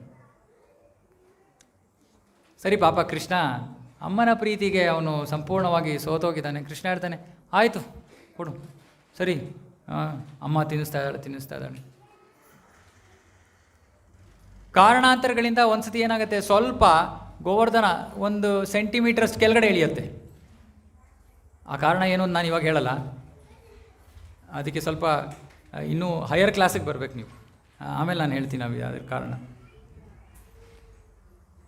ಅವಾಗ ಇದ್ದಿದ್ದು ಗೋಪಾಲಕರೆಲ್ಲ ನೋಡ್ತಾ ಇದ್ದಾರೆ, ಅಯ್ಯೋ ಕೃಷ್ಣನಿಗೆ ಸುಸ್ತಾಗೋಯ್ತೇನೋ, ಕೃಷ್ಣ ಬೆವರ್ತಾ ಇದ್ದಾನೆ, ಗೋವರ್ಧನ ಬಿದ್ದೋಗ್ಬೋದು ಅಂದ್ಬಿಟ್ಟು ಏನು ಮಾಡ್ತಾರೆ, ಎಲ್ಲರೂ ಬಂದು ತಮ್ಮ ಕೋಲುಗಳು, ಕೈನಲ್ಲಿ ಇದ್ದಿದ್ದು ಕೋಲುಗಳೆಲ್ಲ ಎಲ್ಲ ಕಡೆ ನಿಲ್ಲಿಸ್ತಾ ಇದ್ದಾರೆ. ಕೃಷ್ಣ ಹೆದರ್ಕೋಬೇಡ, ನಾವೆಲ್ಲ ಇದ್ದೀವಿ ನಿನ್ನ ಜೊತೆ ಅಂದ್ಬಿಟ್ಟು ಎಲ್ಲರೂ ಕೋಲುಗಳನ್ನು ಅಲ್ಲಿ ಇಲ್ಲಿ ಸಿಕ್ಕಿಸ್ತಾ ಇದ್ದಾರೆ. ಕೃಷ್ಣ ನೋಡ್ತಾ ಇದ್ದಾನೆ, ಪಾಪ ಎಷ್ಟು ಪ್ರೀತಿ ಇವ್ರಿಗೆ, ಎಷ್ಟು ಪ್ರೀತಿ ಇವ್ರಿಗೆ. ಆದರೂ ಅವರು ಪಾಪ ಅಷ್ಟೊಂದು ಆತಂಕದಲ್ಲಿದ್ದಾರೆ. ಕೃಷ್ಣ ಅದಕ್ಕೆ ಹೇಳ್ತಾನೆ, ನಿಮ್ಮ ಆತಂಕವನ್ನು ನೀಗಿಸೋದಕ್ಕೋಸ್ಕರ ಕೃಷ್ಣ ಏನು ಮಾಡ್ತಾನೆ, ಸ್ವಲ್ಪ ಇನ್ನೊಂದು ಚೂರು ಕೆಳಗಡೆ ಇಳಿಸ್ತಾನೆ ಬೆರಳನ್ನು. ಅವಾಗೇನಾಗುತ್ತೆ, ಕೋಲುಗಳೆಲ್ಲ ಮುರಿದೋಗ್ಬಿಡುತ್ತೆ. ಕೃಷ್ಣ ಹೇಳ್ತಾನೆ, ಇಲ್ಲ ಯೋಚನೆ ಮಾಡಬೇಡಿ, ಅದು ಸುಮ್ಮನೆ ಸ್ವಲ್ಪ ಆ ಗಾಳಿಗೆ ಸ್ವಲ್ಪ ಗೋವರ್ಧನ ಸ್ವಲ್ಪ ಹಿಂಗೆ ಹಾರ್ತಾ ಇದ್ದಾನೆ ಅಷ್ಟೇ, ಏನೂ ಆಗಲ್ಲ. ಅಂದ್ಬಿಟ್ಟು. ಅದರಲ್ಲಿ ಒಬ್ಬ ಲೌಟ ಬಾಬಾ ಅಂತ ಇರ್ತಾನೆ. ಒಬ್ಬ ಬಾಬಾ ಅಂದರೆ ಸ್ವಲ್ಪ ನಂದ ಮಹಾರಾಜನ ವಯಸ್ಸಿನ ಒಬ್ಬ ಗೋಪಾಲಕ. ಅವನು ಅವತ್ತು ಕೋಲಿಟ್ಟಿರ್ತಾನೆ. ಅವನಿಗೆ ಕೃಷ್ಣನ ಮೇಲೆ ಎಷ್ಟು ಪ್ರೀತಿ ಅಂದರೆ, ಕೃಷ್ಣ ವೃಂದಾವನದಿಂದ ಮಥುರೆಗೆ ಹೋದಾಗ ಅವನು ಕೃಷ್ಣನಿಗೆ ಹೇಳ್ತಾನೆ, ಕೃಷ್ಣ ನೀನು ಬರೋ ತನಕ ನಾನು ಇಲ್ಲೇ ಕಾಯ್ತಾ ಇರ್ತೀನಿ ಅಂತ. ಇವತ್ತಿನ ತನಕ ಅವನು ಇನ್ನೂ ಕಾಯ್ತಾನೇ ಇದ್ದಾನೆ ಕೃಷ್ಣ ಬರೋದಕ್ಕೆ. ಗೋವರ್ಧನ ಪರಿಕ್ರಮದಲ್ಲಿ ನಾವು ಇದನ್ನು ನೋಡ್ತೀವಿ. ಅವನ ಹೆಸರು ಇವಾಗ ಲೌಟಾ ಬಾಬಾ ಅಂತ. ಲೌಟ ಅಂದರೆ ಹಿಂದಿಯಲ್ಲಿ, ಲೌಟ ಅಂದರೆ ವಾಪಸ್ ಬರೋದು ಅಂತ. ಆ ಕೃಷ್ಣ ವಾಪಸ್ ಬರೋದಕ್ಕೆ ಅವನಿನ್ನೂ ಕಾಯ್ತಾ ಇದ್ದಾನೆ. ಹೀಗೆ ವಿಶೇಷವಾದ ಲೀಲೆಗಳು ನಡೆಯುತ್ತವೆ. 7 ದಿನಗಳ ನಂತರ ಇಂದ್ರನಿಗೆ ಬುದ್ಧಿ ಬರುತ್ತೆ. ತನ್ನ ಎಲ್ಲ ಮಳೆಯನ್ನು ಹಿಂದೆ ಹಿಡ್ಕೋತಾನೆ. ಬಿಸಿಲು ಬರುತ್ತೆ, ಎಲ್ಲವೂ ಚೆನ್ನಾಗಾಗುತ್ತೆ. ಕೃಷ್ಣ ಹೇಳ್ತಾನೆ ಎಲ್ಲರಿಗೂ, ಸರಿ ನೀವೆಲ್ಲರೂ ಹೊರಗಡೆ ಹೋಗಿ, ಇವಾಗ ಏನೂ ಅಪಾಯವಿಲ್ಲ ಹೊರಗಡೆ ಅಂದ್ಬಿಟ್ಟು ಎಲ್ಲರೂ ಹೊರಗಡೆ ಬರ್ತಾರೆ. ಲೀಲೆ ಎಲ್ಲ ಮುಗೀತು. ಇವಾಗ ಇಂದ್ರನಿಗೆ ಬಹಳ ದುಃಖ ಆಗ್ತಾ ಇದೆ, ಪಶ್ಚಾತ್ತಾಪ ಆಗ್ತಾ ಇದೆ. ಅಯ್ಯೋ, ನಾನು ಕೃಷ್ಣನಿಗೆ ಆಟ ಆಡಿಸ್ಬಿಟ್ನಲ್ಲ, ನನ್ನ ಅಹಂಕಾರದಿಂದಾಗಿ ನಾನು ಕೃಷ್ಣನ ಮೇಲೆ, ಕೃಷ್ಣನ ಪ್ರಿಯ, ಕೃಷ್ಣನಿಗೆ ಏನಾರು ಮಾಡಿದ್ರು ಕೂಡ ಕೃಷ್ಣ ತಡ್ಕೊಂಡ್ಬಿಡ್ತಾನೆ. ಕೃಷ್ಣನ ಪ್ರಿಯ ಭಕ್ತರಿಗೆ ಏನಾರು ಆದರೆ ಕೃಷ್ಣ ಸ್ವಲ್ಪವೂ ತಡ್ಕೊಳ್ಳಲ್ಲ. ಇಂದ್ರ ಯೋಚನೆ ಮಾಡ್ತಾ ಇದ್ದಾನೆ, ವ್ರಜವಾಸಿಗಳಿಗೆ ಹಾನಿಯನ್ನು ಮಾಡೋಕ್ಕೆ ಹೊರಟಿದ್ನಲ್ಲಪ್ಪ ನಾನು, ನನಗೆ ಏನು ಗತಿ, ನನ್ನ ಗತಿ ಏನು? ಕೃಷ್ಣ ಕೋಪ ಮಾಡಿಕೊಂಡ್ರೆ ನನ್ನ ಗತಿ ಏನು? ಇಂದ್ರನಿಗೆ ಗೊತ್ತಿತ್ತು. ಹಾಗಾಗಿ ಅವನು ಏನು ಮಾಡ್ತಾನೆ, ಸುರಭಿ ಹಸು ಹತ್ರ ಹೋಗ್ತಾನೆ. ಯಾಕೆಂದರೆ ಹಸುಗಳು ಕಂಡ್ರೆ ಕೃಷ್ಣನಿಗೆ ಪ್ರೀತಿ. ಹಸುವನ್ನು ಮುಂದಿಟ್ಕೊಂಡು ಕೃಷ್ಣನ ಹತ್ರ ಹೋಗ್ತಾನೆ ಇಂದ್ರ. ಆಗ ಸುರಭಿ ಹಸು ಆ ಇಂದ್ರನ ಪರವಾಗಿ ಕೃಷ್ಣನಿಗೆ ಪ್ರಾರ್ಥನೆಯನ್ನು ಮಾಡ್ತಾಳೆ. ಅವನು ನಿಜವಾಗ್ಲೂ ಪಶ್ಚಾತ್ತಾಪ ಪಟ್ಟಿದ್ದಾನೆ ತನ್ನ ಕಾರ್ಯದಿಂದ, ದಯವಿಟ್ಟು ಅವನನ್ನು ಕ್ಷಮಿಸ್ಬಿಡು ಕೃಷ್ಣ ಅಂದ್ಬಿಟ್ಟು, ಆಮೇಲೆ ನಿನ್ನ ಅಭಿಷೇಕವನ್ನು ಮಾಡ್ತೀವಿ ನಾವು, ಸುರಭಿ ಹಸುಗಳು, ಎಲ್ಲ ಹಸುಗಳು ಹಾಲಿನಿಂದ ಅಭಿಷೇಕ ಮಾಡ್ತೀವಿ ಅಂದ್ಬಿಟ್ಟು, ಆಗ ಕೃಷ್ಣನಿಗೆ ಒಂದು ಹೊಸ ಹೆಸರು ಸಿಗುತ್ತೆ ಅವತ್ತು. ಏನು? ಗೋವಿಂದ ಅಂತ ಕೃಷ್ಣನಿಗೆ ಹೆಸರು. ಗೋವಿಂದ ಅಂದರೆ ಹಸುಗಳಿಗೆ ಆನಂದವನ್ನು ನೀಡೋನು ಅಂತ. ಸೊ ಅವತ್ತು ಅವನಿಗೆ ಇನ್ನೊಂದು ನಾಮಕರಣ ಆಯಿತು. ಸೊ ಹೀಗೆ ಆಮೇಲೆ ಇಂದ್ರ ಬಂದು ಕೃಷ್ಣನ ಪಾದಗಳಿಗೆ ಬೀಳ್ತಾನೆ, ಕ್ಷಮೆಯನ್ನು ಕೇಳ್ತಾನೆ. ಅವಾಗ ಕೃಷ್ಣ ಇಷ್ಟೇ ಹೇಳ್ತಾನೆ, ನನ್ನ ಭಕ್ತರಲ್ಲಿ ಅಹಂಕಾರ ಇರೋದು ನನಗೆ ಇಷ್ಟ ಇಲ್ಲ. ನಿನ್ನ ಅಹಂಕಾರವನ್ನು ನೀಗಿಸೋದಕ್ಕೋಸ್ಕರನೇ ನಾನು ಈ ಲೀಲೆಯನ್ನು ಮಾಡಿದ್ದು. ಅದರ ಜೊತೆಗೆ ವ್ರಜವಾಸಿಗಳಿಗೆ ಮತ್ತು ವಿಶೇಷವಾಗಿ ನಾವು ಭಕ್ತರಿಗೆ ಇನ್ನೊಂದು ಪಾಠ ಇರೋದು, ಕೃಷ್ಣ ಯಾವಾಗ ನಮ್ಮ ಜೀವನದಲ್ಲಿ ಎಲ್ಲವನ್ನು ನೋಡ್ಕೋತಾನೆ. ಕೃಷ್ಣ ನಮ್ಮ ಜೀವನವನ್ನು ನಿಭಾಯಿಸೋದು ಯಾವಾಗ, ಯಾವ ಹಂತಕ್ಕೆ ಬರಬೇಕು ನಾವು? ಇವಾಗ ನಮ್ಮ ಜೀವನ ಓಕೆ, ಇವಾಗ ಭಕ್ತರು ಅಲ್ಲದೆ ಇರೋರ ಜೀವನ, ಹೊರಗಡೆ ಇರೋರ ಜೀವನ, ಅವ್ರ ಜೀವನ ಯಾವ ಪ್ರಕಾರ ನಡೀತಾ ಇದೆ? ಅವರ ಕರ್ಮ ಫಲದ ಪ್ರಕಾರ ನಡೀತಾ ಇದೆ. ಯಾವ ಸಮಯದಲ್ಲಿ ಏನು ಕಷ್ಟ ಬರಬೇಕು, ಏನು ಸುಖ ಬರಬೇಕು, ಅದು ಬರ್ತಾ ಇದೆ, ಅದರ ಪ್ರಕಾರ ನಡೀತಾ ಇದೆ. ಇವಾಗ ನಮ್ಮದು ಏನು ಸ್ಥಿತಿ? ಆ ಕಡೆ ಒಂದು ಕಾಲು, ಈ ಕಡೆ ಒಂದು ಕಾಲು. ಇವಾಗ ನಮ್ಮ ಸ್ಥಿತಿ ಏನು? ತುಂಬ ಹತ್ತಿರ ಕೃಷ್ಣ ಬರ್ತಾನೆ, ನನ್ನ ಮಗು ಅಳ್ತಾ ಇದೆ. ಆದರೆ ಕೃಷ್ಣ ಸಂಪೂರ್ಣವಾಗಿ 100% ನಮ್ಮ ಜೀವನದ ಒಂದು ಜವಾಬ್ದಾರಿಯನ್ನು ಯಾವಾಗ ತಗೋತಾನೆ?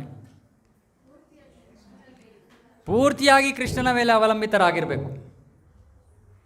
ಅದನ್ನು ಕೃಷ್ಣ 18ನೇ ಅಧ್ಯಾಯದಲ್ಲಿ ಹೇಳ್ತಾನೆ, ಸರ್ವಧರ್ಮಾನ್ ಪರಿತ್ಯಜ್ಯ ಮಾಮೇಕಂ ಶರಣಂ ವ್ರಜ ಅಹಂ ತ್ವಾಂ ಸರ್ವಪಾಪೇಭ್ಯೋ ಮೋಕ್ಷಯಿಷ್ಯಾಮಿ ಅನನ್ಯಾ ಚಿಂತಯಂತೋ ಮಾ ಯೇ ಜನಾ ಪರಿಪಾಸತೆ ತೇಷಾಂ ನಿತ್ಯಾಭಿಯುಕ್ತಾನಾಂ ಯೋಗಕ್ಷೇಮಂ ವಹಾಮ್ಯಂ. ಕೃಷ್ಣ ಹೇಳ್ತಾನೆ, ನಿಮ್ಮ ಯೋಗಕ್ಷೇಮವನ್ನು ನಾನು ನೋಡ್ಕೋತೀನಿ. ಆದರೆ ಅದಕ್ಕೆ ನಮಗೆ ಕೃಷ್ಣನ ಮೇಲೆ ಸಂಪೂರ್ಣ ನಂಬಿಕೆ ಇರಬೇಕು. ಒಂದೊಂದು ದಿನ ಒಂದೊಂದು ದೇವರನ್ನು ಆರಾಧನೆ ಮಾಡೋರು ಕೃಷ್ಣನ ಮೇಲೆ ನಂಬಿಕೆ ಇಲ್ಲ. ಕೃಷ್ಣ ಅದಕ್ಕೆ ಈ ಲೀಲೆಯ ಮೂಲಕ ತಿಳಿಸ್ತಾ ಇದ್ದಾನೆ, ಹೆದರಬೇಡಿ. ಕೃಷ್ಣ ಭಕ್ತನ ಒಂದು ವಿಶಿಷ್ಟವಾದ ಗುಣ ಅಂದರೆ ಅವನು ಕೇವಲ ಕೃಷ್ಣನ ಮೇಲೆ ಅವಲಂಬಿತನಾಗಿರ್ತಾನೆ. ಬೇರೆಯವ್ರಿಗೆಲ್ಲರಿಗೂ ನಾವು ಗೌರವ ಕೊಡಬೇಕು, ಆದರೆ ಬೇರೆಯವ್ರ ಮೇಲೆ ಅವಲಂಬಿತರಾಗಿರಬಾರ್ದು. ಉದಾಹರಣೆಗೆ ಡಾಕ್ಟ್ರ್ ಹತ್ರ ಹೋಗ್ತೀವಿ, ಡಾಕ್ಟ್ರ್ ಹತ್ರ ಹೋದಾಗ ನಾವು ಡಾಕ್ಟ್ರನ್ನ ಗೌರವಿಸ್ತೀವಿ, ಹೌದಾ? ಆದರೆ ಡಾಕ್ಟ್ರ್ ಮೇಲೆ ಅವಲಂಬಿತರಾಗಿಲ್ಲ ನಾವು. ಯಾರ ಮೇಲೆ ಅವಲಂಬಿತರಾಗಿರೋದು? ಕೃಷ್ಣನ ಮೇಲೆ. ಇದನ್ನು ನಾವು ನೆನಪಿಟ್ಕೋಬೇಕು. ನಾವು ಮಾಡೋ ಪ್ರಯತ್ನವನ್ನು ಮಾಡ್ತಾ ಇದ್ದೀವಿ. ಕೃಷ್ಣ ಯಾರಿಗೋ ಬುದ್ಧಿಯನ್ನು ಕೊಡ್ಬೋದು, ಡಾಕ್ಟ್ರಾಗಲಿ ಇನ್ನೊಬ್ರಿಗಾಗಲಿ. ಆದರೆ ಅವನ ಕೃಪೆ ಇಲ್ಲದೆ ಏನೂ ಆಗಲ್ಲ. ಅದು ಇಂದ್ರನಿಗೂ ಗೊತ್ತು, ಚಂದ್ರನಿಗೂ ಗೊತ್ತು, ಸೂರ್ಯನಿಗೂ ಗೊತ್ತು, ಬ್ರಹ್ಮನಿಗೂ ಗೊತ್ತು. ಅವರು ಆ ಅರಿವಿನಿಂದಲೇ ತಮ್ಮ ಕೆಲಸವನ್ನು ಮಾಡ್ತಾ ಇದ್ದಾರೆ. ಒಂದೊಂದ್ಸತಿ ಮರೆತಾಗ ಕೃಷ್ಣ ಈ ರೀತಿ ಲೀಲೆಯನ್ನು ಮಾಡ್ತಾನೆ, ಸುಮ್ಮನೆ ವಾಪಸ್ ಜ್ಞಾಪಿಸೋದಕ್ಕೆ. ಆದರೆ ನಮ್ಮ ಜೀವನದಲ್ಲಿ ನಾವೇನು ಕಲಿಬೇಕಾಗಿರೋದು? ಸಂಪೂರ್ಣವಾಗಿ ಕೃಷ್ಣನ ಮೇಲೆ ನಂಬಿದಾಗ ಕೃಷ್ಣ ಎಲ್ಲವನ್ನೂ ನಡೆಸ್ತಾನೆ.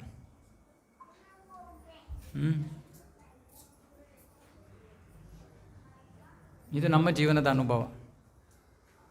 ನೀವು ಜೀವನದಲ್ಲಿ ಅನುಭವ ಮಾಡಬೇಕು ಅಂದರೆ ಅದೇ ಶ್ರದ್ಧೆಯಿಂದ ನೀವು ಕೃಷ್ಣನ ಮೇಲೆ ಅವಲಂಬಿತರಾದರೆ ನಿಮ್ಮ ಜೀವನದಲ್ಲೂ ಕೃಷ್ಣ ಇವಾಗಲೂ ಮಾಡ್ತಾ ಇದ್ದಾನೆ. ಆದರೆ ಸಂಪೂರ್ಣವಾಗಿ ನೋಡ್ಕೋಬೇಕು ಅಂದರೆ ಅವನ ಮೇಲೆ ನಂಬಿಕೆ ಇಟ್ಕೋಬೇಕು ನಾವು ಅಷ್ಟೇ. ನಂಬಿಕೆ ಅಂದರೆ ಏನು, ನಾವು ಕೆಲಸ ಬಿಟ್ಟು ಮನೇಲಿ ಕೂತ್ಕೋಬೇಕು ಅಂತಲ್ಲ, ಅದು ಇನ್ನೊಂದು ಮಟ್ಟದ ನಂಬಿಕೆ ಅದು.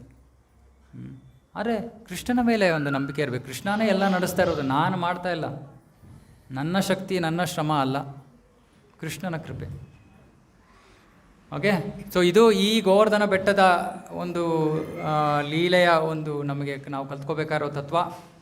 ಹೀಗೆ ಅದ್ಭುತವಾದ ಹಲವಾರು ವಿಷಯಗಳು ಇವೆ ಕೃಷ್ಣನ ಲೀಲೆಗಳಲ್ಲಿ. ಇವಾಗ ಮುಂದಿನ ವಾರ ಏನಿದೆ ಹೇಳಿ? ಬಲರಾಮ್ ಪೂರ್ಣಿಮಾ ಹಬ್ಬ ಇದೆ. ಸೊ ಏನು ಮಾಡ್ತೀವಿ ನಾವು ಗೊತ್ತಿಲ್ಲ ಇನ್ನು. ಆಮೇಲೆ ಡಿಸೈಡ್ ಮಾಡಿ ಹೇಳ್ತೀವಿ. ನಾವು ಇಲ್ಲಿ ಹಬ್ಬವನ್ನು ಆಚರಿಸ್ತೀವೋ ಅಥವಾ ನಿಮ್ಮೆಲ್ಲರನ್ನೂ ನಮ್ಮ ದೇವಸ್ಥಾನಕ್ಕೆ ಕರಿತೀವೋ ಹೇಳ್ತೀವಿ. ಓಕೆ, ಆದರೆ ದಯವಿಟ್ಟು ನೆನ್ಪಿಟ್ಕೊಳ್ಳಿ, ಅದು ಬಹಳ ಮುಖ್ಯವಾದ ದಿನ. ಕೃಷ್ಣ ಬೇಕು, ಎಷ್ಟು ಜನಕ್ಕೆ ಬೇಕು ಅಂದಾಗ ಎಲ್ಲ ಭಕ್ತರು ಕೈ ಎತ್ತಿದ್ರಲ್ಲ. ಕೃಷ್ಣನನ್ನು ನಮಗೆ ಕೊಡೋನು ಯಾರು? ಬಲರಾಮ ನಮ್ಮ ಜೀವನದಲ್ಲಿ ಗುರುಗಳು ಬಲರಾಮನ ಪ್ರತಿನಿಧಿ. ಹಾಗಾಗಿ ಗುರುಗಳ ಆಶ್ರಯವನ್ನು ಪಡೆಯೋದು, ಪಡೆದೇ ಹೋದರೆ ನಮಗೆ ಕೃಷ್ಣ ಸಿಗೋದಿಲ್ಲ. ಇದು ಬಲರಾಮ ಪೂರ್ಣಿಮೆಯ ವಿಶೇಷವಾದ ಒಂದು ಸಂದೇಶ ನಮಗೆ.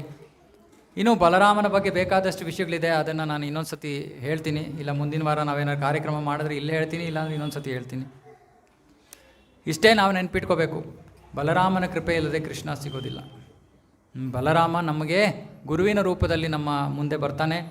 ಗುರುಗಳನ್ನು ಸ್ವೀಕಾರ ಮಾಡಿ ಗುರುಗಳ ಆದೇಶಗಳನ್ನು ಪಾಲನೆ ಮಾಡೋದು, ಅವರಿಗೆ ಸಂತೃಪ್ತಿಯನ್ನು ನೀಡೋದೇ ಕೃಷ್ಣನ ಪಡ್ಕೊಳ್ಳೋಕ್ಕೆ ಇರೋ ಒಂದೇ ಏಕೈಕ ಮಾರ್ಗ, ಬೇರೆ ಮಾರ್ಗ ಇಲ್ಲ. ಓಕೆ, ಇನ್ನೂ ಎಳೆಯಲ್ಲ, ಆಯಿತು ಕತೆ, ಇವತ್ತಿಗೆ ಇಲ್ಲೇ ಮುಗಿಸೋಣ. ಕೃಷ್ಣ ಜನ್ಮಾಷ್ಟಮಿಗೆ ಇನ್ನೂ 2 ವಾರ ಮಾತ್ರ ಉಳಿದಿದೆ. 15ನೇ ತಾರೀಕು ಇಲ್ಲಿ ಜನ್ಮಾಷ್ಟಮಿಯ ಒಂದು ಉತ್ಸವವನ್ನು ನಾವು ನಡೆಸ್ತೀವಿ. ದಯವಿಟ್ಟು ಯಾರ್ಯಾರು ಲಕ್ಷ್ಮೀ ಸೇವೆ ಮಾಡೋದಕ್ಕೆ ರೆಸಿಪ್ಟ್ ಬುಕ್ಕುಗಳು ತೊಗೊಂಡೋಗಿದ್ರು ಮುಂದಿನ ವಾರದೊಳಗೆ ದಯವಿಟ್ಟು ನಮಗೆ ತಂದು ತಲುಪಿಸ್ಬೇಕು. ಅದಕ್ಕೆ ಹೇಗೆ ಅರೇಂಜ್ ಮಾಡ್ತೀವಿ ನೋಡಬೇಕು. ಆದರೆ ನಮಗೆ ನೆಕ್ಸ್ಟ್ ವೀಕ್ ಅಷ್ಟೊತ್ತಿಗೆ ಲಕ್ಷ್ಮೀ ಬಂದರೆ ಒಳ್ಳೆಯದು. ಯಾಕಂದರೆ ಹೋದ ವರ್ಷದ ಥರ ಈ ವರ್ಷವೂ ಸ್ವಲ್ಪ ನಾವು ಗ್ರ್ಯಾಂಡಾಗಿ ಮಾಡಬೇಕು ಅಂತ ಇದ್ದೀವಿ. ನನಗೆ ಏನು ಅಂಜಿಕೆ ಇಲ್ಲ, ನಾಚಿಕೆ ಇಲ್ಲದೆ ನಾನು ಹೇಳ್ತೀನಿ. ಯಾಕಂದರೆ ಒಂದು ಉತ್ಸವವನ್ನು ಮಾಡಬೇಕು ಅಂದರೆ ಅದಕ್ಕೆ ಲಕ್ಷ್ಮಿ ಅವಶ್ಯಕತೆ ಇದ್ದೇ ಇದೆ. ನಮ್ಮ ಒಂದು ಈ ಉತ್ಸವಕ್ಕೆ ಸುಮಾರು ನಿಮಗೆ ಆಶ್ಚರ್ಯ ಆಗ್ಬೋದು, ಆದರೆ ಈಗಿನ ಕಾಲದಲ್ಲಿ ಏನೇ ಮುಟ್ಟಿದ್ರೂ ಎಲ್ಲ ಕಾಸ್ಟ್ಲಿ. ಬರೀ ಹೂವಿನ ಅಲಂಕಾರಕ್ಕೆ ಒಂದು 55,000 to 60,000 ಆಗುತ್ತೆ, ಬರೀ ಹೂವಿನ ಅಲಂಕಾರ, ಇನ್ನೇನೂ ಇಲ್ಲ. ನಾವು ಅದನ್ನು ಮಾಡ್ತೀವಿ, ನೀವು ಕೊಟ್ಟರು ಮಾಡ್ತೀವಿ, ಕೊಡಲೇ ಇರು ಮಾಡ್ತೀವಿ. ಯಾಕಂದರೆ ನಮಗೆ ಕೃಷ್ಣನಿಗೆ ಹೂವಿಲ್ಲದೆ ನಾವು ಹಬ್ಬ ಮಾಡಲ್ಲ, ನಾವು ಅವನ ಉತ್ಸವವನ್ನು ಮಾಡಲ್ಲ. ಸೊ ಯಾರು ನೀವು ಕೂಡ ಕೃಷ್ಣನ ಹುಟ್ಟುಹಬ್ಬದ ಸೆಲೆಬ್ರೇಷನಲ್ಲಿ ನೀವು ಭಾಗಿಗಳಾಗಬೇಕು ಅಂದರೆ ನೀವು ಪಾರ್ಟಿಸಿಪೇಟ್ ಮಾಡ್ಬೋದು. ನೀವು ನಿಮ್ಮ ದಾನವನ್ನು ಕೊಡ್ಬೋದು.